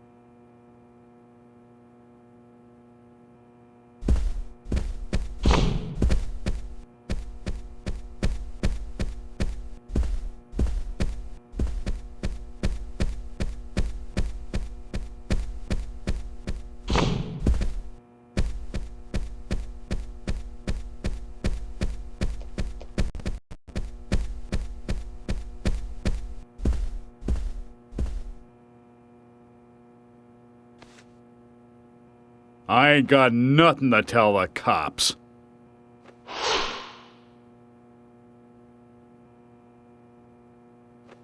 What about the FBI? Shut up. At least give me your name. I'm Jack. They call me Raging Bull. That's a manly nickname. If you want info, it'll cost you. I only talk to Ben Franklin. You know, first impressions are important. I can detain you for a few days, and maybe you'll become more fun to meet. Zach, this is a waste of time. Let's go.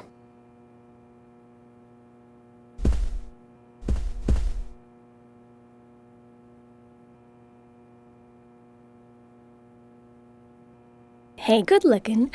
Nice speech.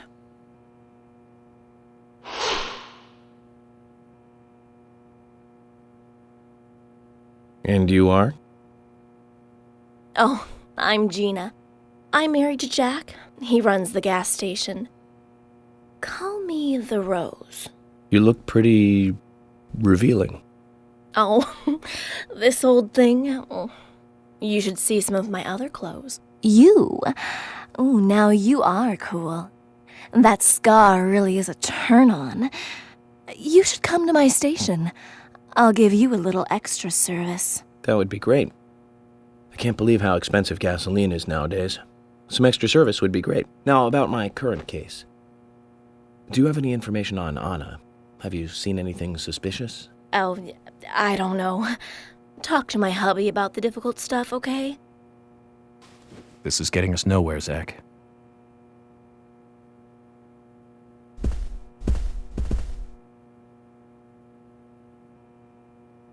Jim, thanks for your help in the forest.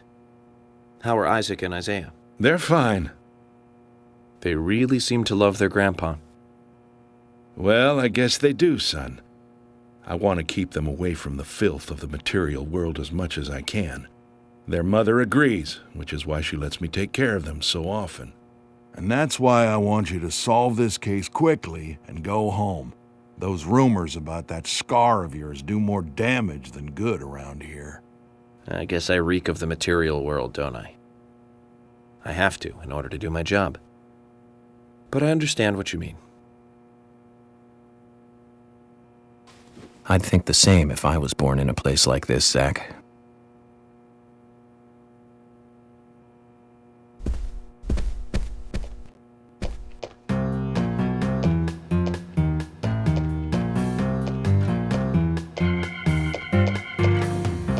Oh my pot is getting cold.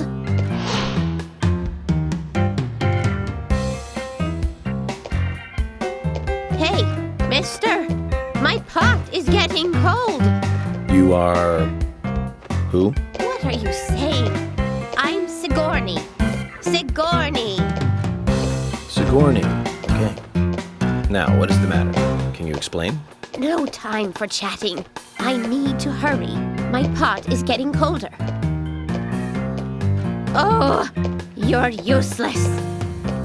Zach, we've met all sorts today, but really, she takes the cake.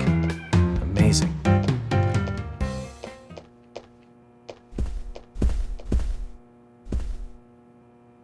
Mr. Morgan, you're quite an impressive public speaker. Really? Thank you, Polly. You reminded me a little of a play I saw when I was younger. What kind of play? I'm talking about back when this place was still called the Mercury Theater. When I was young, I used to come here often with my husband. God rest his soul. We'd come on the weekend to see the latest play.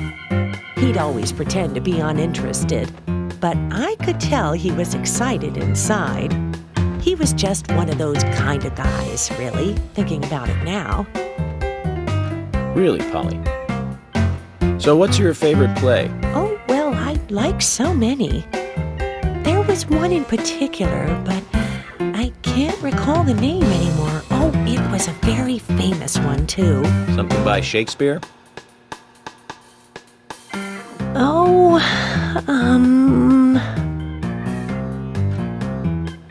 no, nothing.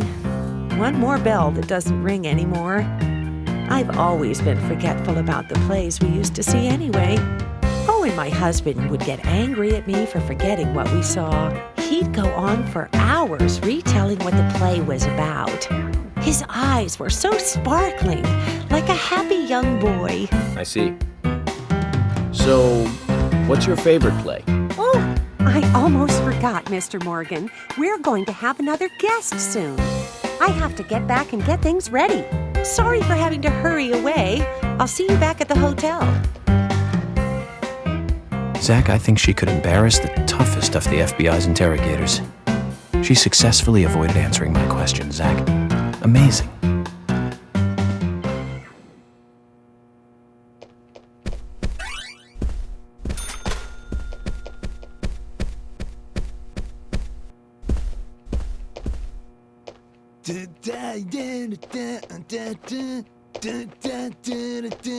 Yeah! Hey there, FBI. I'm Keith Ingram.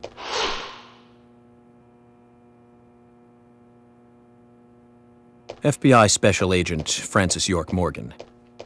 Please, call me York. That's what everyone always calls me. Okay, York. No problem, man. So, Keith, I hear you run the Milk Barn convenience store. That's right, man. Rock and roll!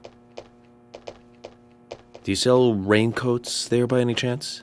Yeah, but nobody ever buys them, though. Anyone who wears one of them, I say, just ain't a rocker. But you know, that scar of yours, now that scar rocks. This scar rocks? Now that's a new one. I'll drop by your store soon, and let's talk then. Yeah, cool, man. Rock on, FBI!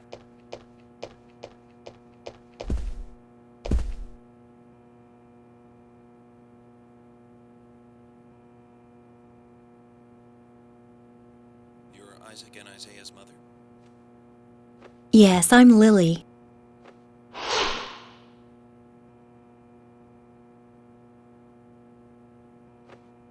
I'm FBI Special Agent... Agent York, right? You are good. The handsome special agent from the big city. The facial scar trademark. The way you introduce yourself. Everyone's talking about you. Well, I can't say much about the scar. But the way I introduce myself, Zach and I consider it a kind of ritual of sorts. Everyone has their own rituals. It's like always leaving the house left foot first. It's one of those things. You certainly are a funny one. So, have you noticed anything strange or out of place recently? Well, Becky's been taking a couple of days off from work, but aside from that, I heard she was in shock after the murder. But, You think there's something else? well, I took the boys along to see her today. She's always so kind to them, and they love seeing her too. But she took in the boys and told me to wait outside. Something about a special secret between just the three of them. I just couldn't understand it. Now that's interesting. Thank you, Lily. Perhaps we should give Becky a visit tomorrow, Zach.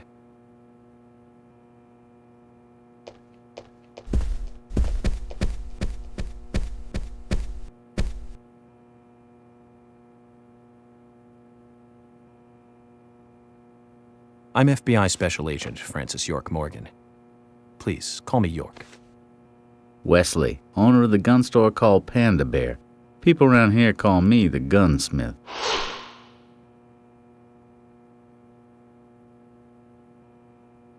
Was there something you want to ask me? How do you make a living running a gun store in a place like this? I'd be worried because there can't be that many customers. Worry gives a small thing a big shadow. I do gunsmith work in my shop, too. If you got the skills, the customers find you. All you need is a network. I hope so.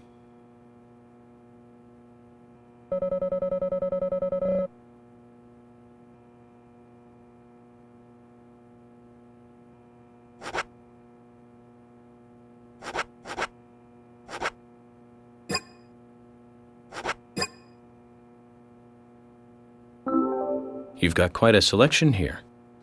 No wonder people come from all around. Even today, a customer paid me to go to Seattle for some help. I just got back. I see. Well, I'll be sure to visit your store sometime. I'd like for you to take a look at my gun. Understood. Look forward to it. The shop will be open again tomorrow. It's usually open from 2000 to 0600. See you then.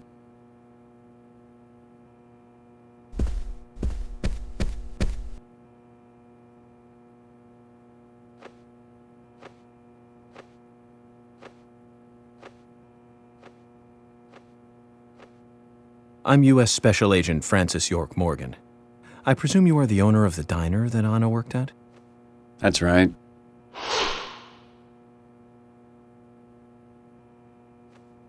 I'd like to ask you a few questions about Anna Graham.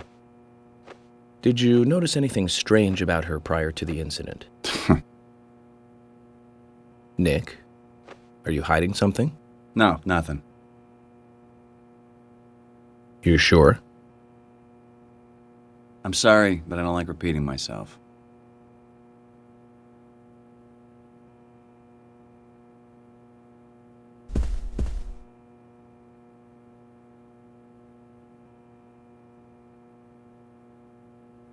I'm U.S. Special Agent Francis York Morgan. And you are?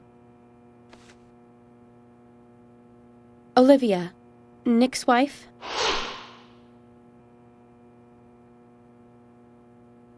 Anna worked at your husband's diner, right? What kind of girl was she? Well, she was a very hard worker.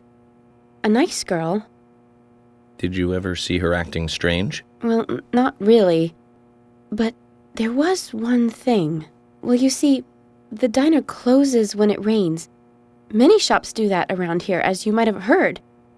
Anyway, Anna always seemed unfocused the day after it rained. And came in late, too. It was almost as if she used up all her energy the day before.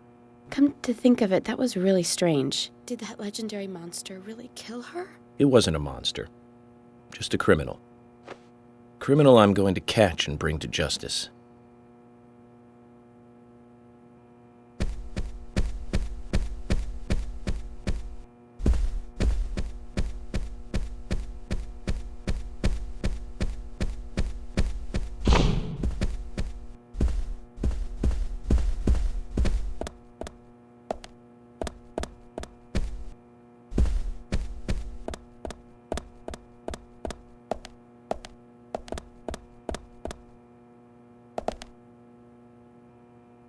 I can't believe you thought I was a suspect, Agent York. I'm still in shock.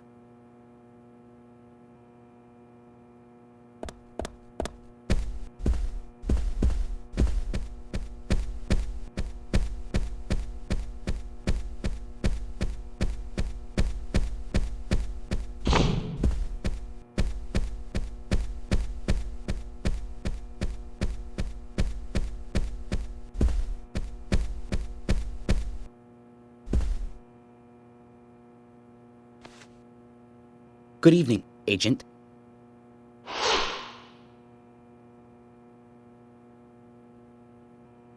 Good evening, Mr. Brian, the gravekeeper. Brian. Mr. Brian. I like the retro look. Auditioning for Little Grave on the Prairie? Anna. Oh, she was so beautiful. Too soon. Too soon to go to the grave. So sad. So sad. I totally agree.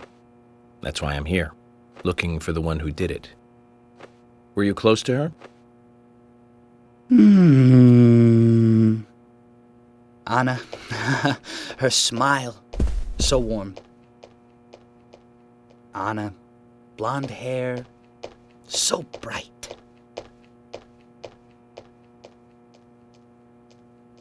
There's a graveyard somewhere in town, Zach. I'm not excited about the idea, but maybe we should at least check it out.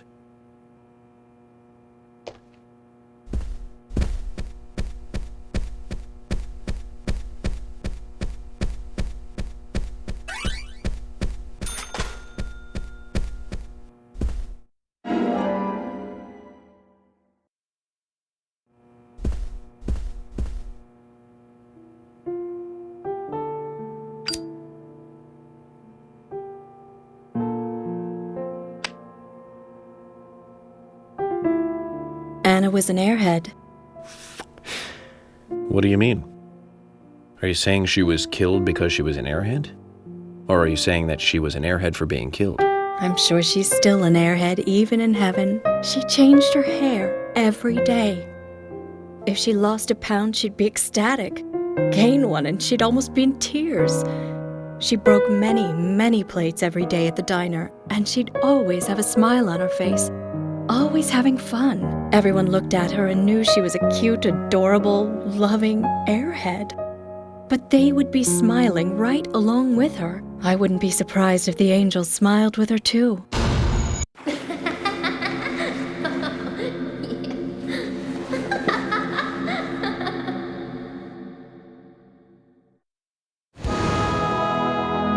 Isaac and Isaiah said that Anna was a fairy of the forest, a goddess.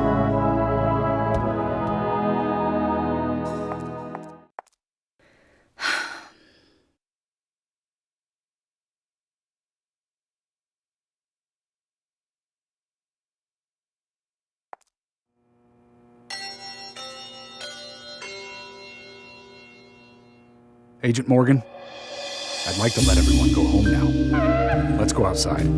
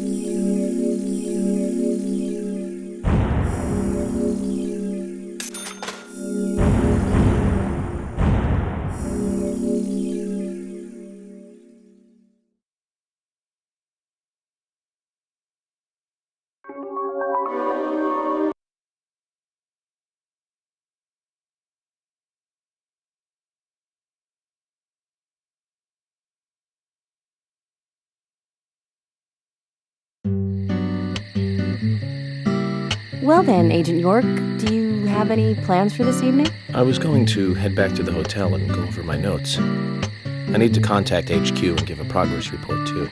Okay, then let's call it a day here. Sounds good. Contact my office when you finish your report. We'll pick you up tomorrow morning. Diane, the owner of the art gallery, should be back soon. All right, then. Let's do that. Hold on, Agent York. We're going out to eat at Nick's Diner. Would you like to come with us? The diner. It might be nice. Thomas is a great cook, but Nick is the real deal. No visit to Greenvale is complete without eating at the A&G. A very appealing proposition. Zach, what do you think? We can always go back to the hotel after eating dinner, or go directly back to the hotel. You decide, Zach.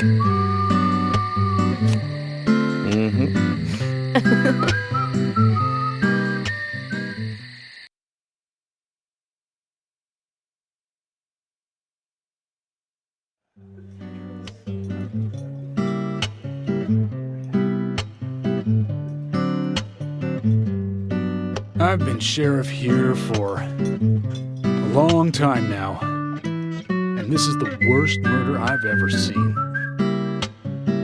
Our town is a little odd in some ways, but it's usually a peaceful place. We had our fair share of cases, but just the regular stuff. A high school kid shoplifting from the milk barn, maybe. Or some hot-headed kids fighting, fueled on liquor. Nothing more than that. Agent York, what kind of cases have you dealt with in the past? Not much different from those you've just mentioned. The case I was on until last month, well, the guy killed 7 girls in a 3-month period. He sawed their heads off from the neck and took them back to his house. He cleaned the skulls up and used them as utensils in his daily life, to eat from or as a urine cup. He hated women. That was his way of dealing with it. He'd fill skulls with ice, cola, and rum, then he'd down it in one gulp. For him, that was a holy ritual. The question of his mental state was the pivotal point in the court case. Oh, man. For me, he was insane. 100%. Drinking from the skulls, well, that is one thing. But those he had used to relieve himself, he would then just use them to drink from, too. Yeah, that was too much for me. It's just not sanitary. Not sanitary. That's probably not the problem for most of us. What else? Ah, yes. An ingenious law school student raped over 800 victims. That was a nasty one. Thank you, Agent York. Now, let's talk about something else. You don't want to hear anymore? That's a shame, isn't it, Zach? I was just about to get to the good part, too.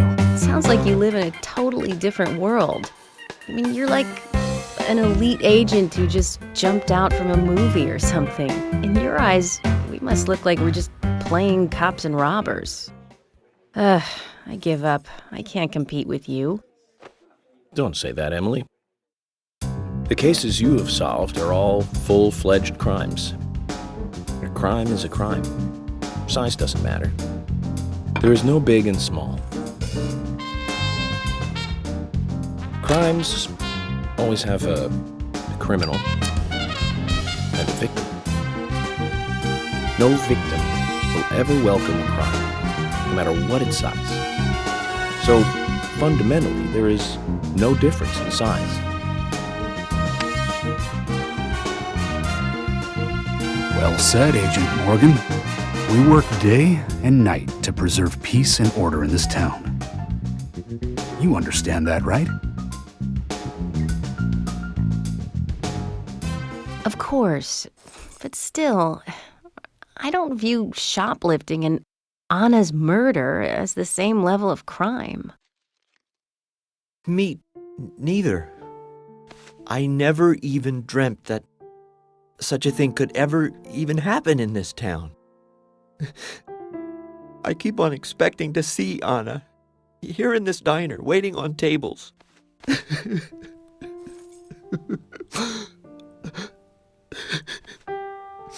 Excuse us, Agent Morgan. We should have made dinner a more uplifting experience. Let's call it a night. Okay. Good night, then.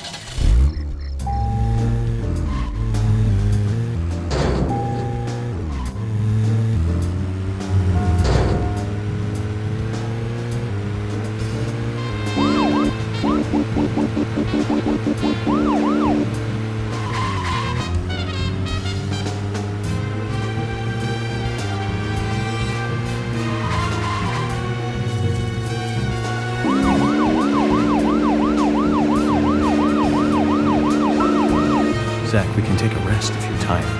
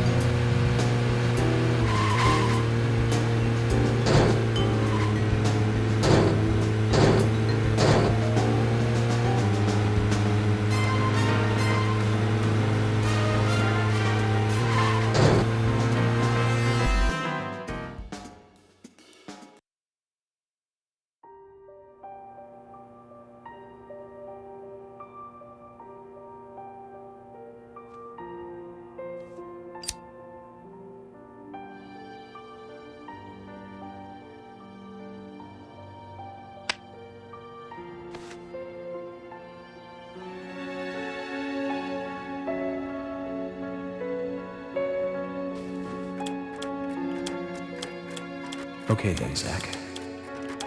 Let's go back over our progress. First, the victim, Anna's death. She was found hanging from a tree in the forest. She was cut open with a knife from her chest down to her stomach.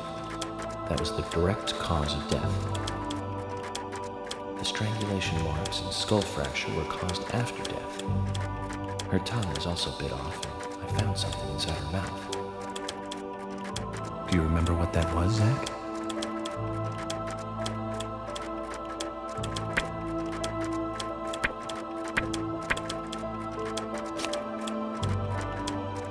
That's right.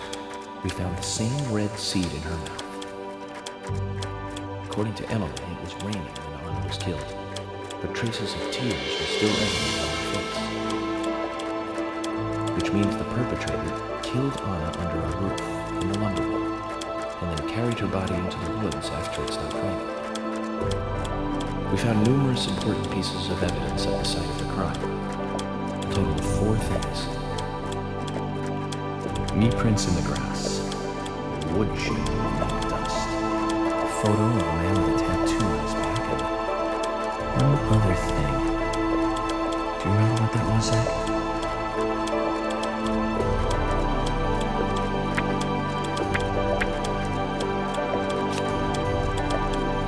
That's right. Broken stiletto heel. Combining this with the other evidence suggests that 2 people came into contact with Anna's body prior to it being discovered by us. Those being the perpetrator who killed Anna and Miss Stiletto Heel. There is also the possibility that a third party carried Anna to the woods. That means we could be dealing with 3 people. 2 or 3 people. In any case, Miss Stiletto Heel may have vital information. We need to find her next. We didn't use forensic methods, but we're still closing in on the criminal.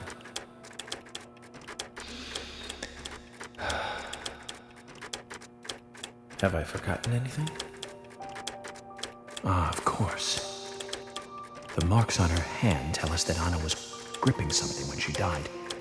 Do you remember that, Zach? What do you think she was holding on to?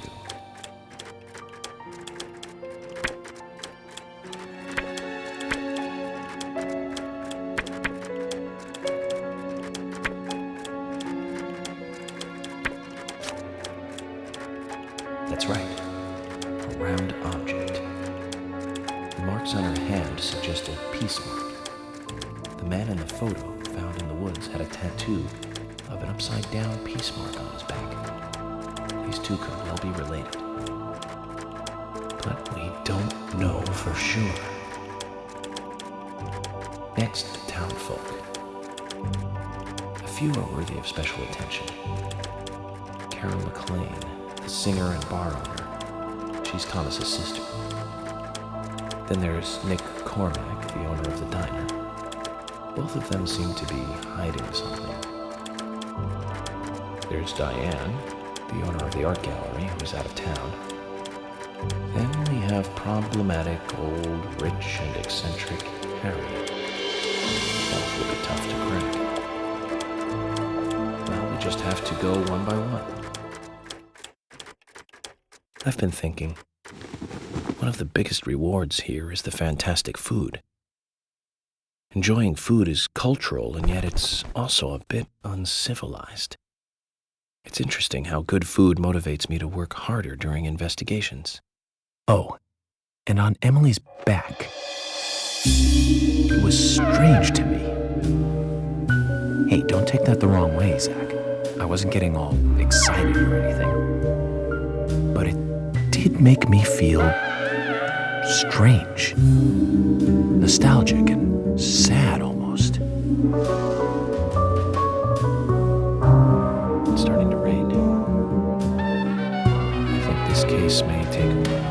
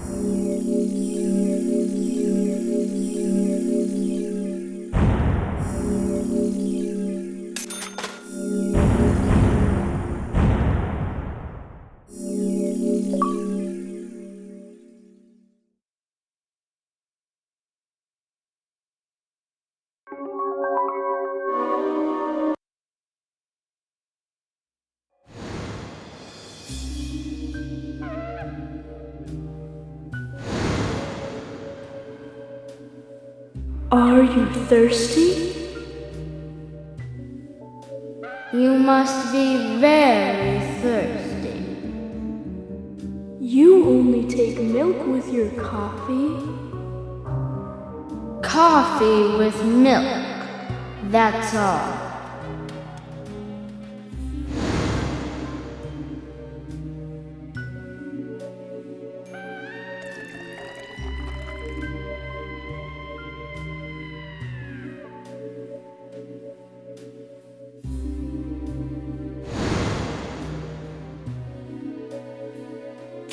Who are you?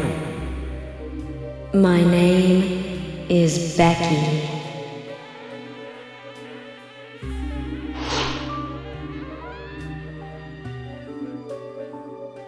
What are you doing here? My name is Becky. Anna's friend? My name is Becky. After your throat is quenched, you must do what you must do. Take a sip of coffee and go.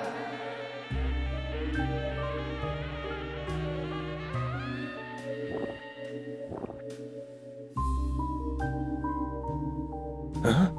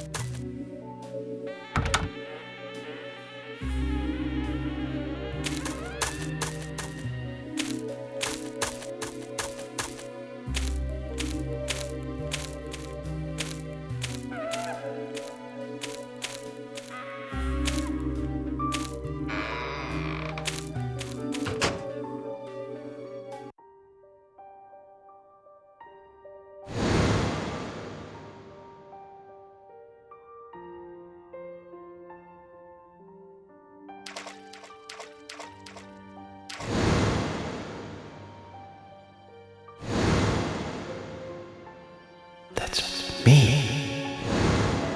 That's me.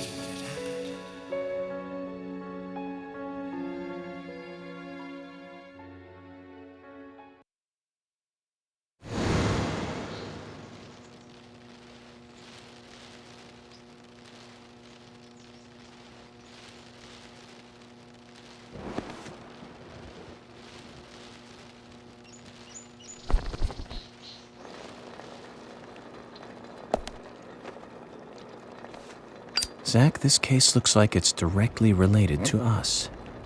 I do not know how yet, but I do know I need some coffee. George said he'd have someone pick us up in the parking lot. Let's get some breakfast with Polly first.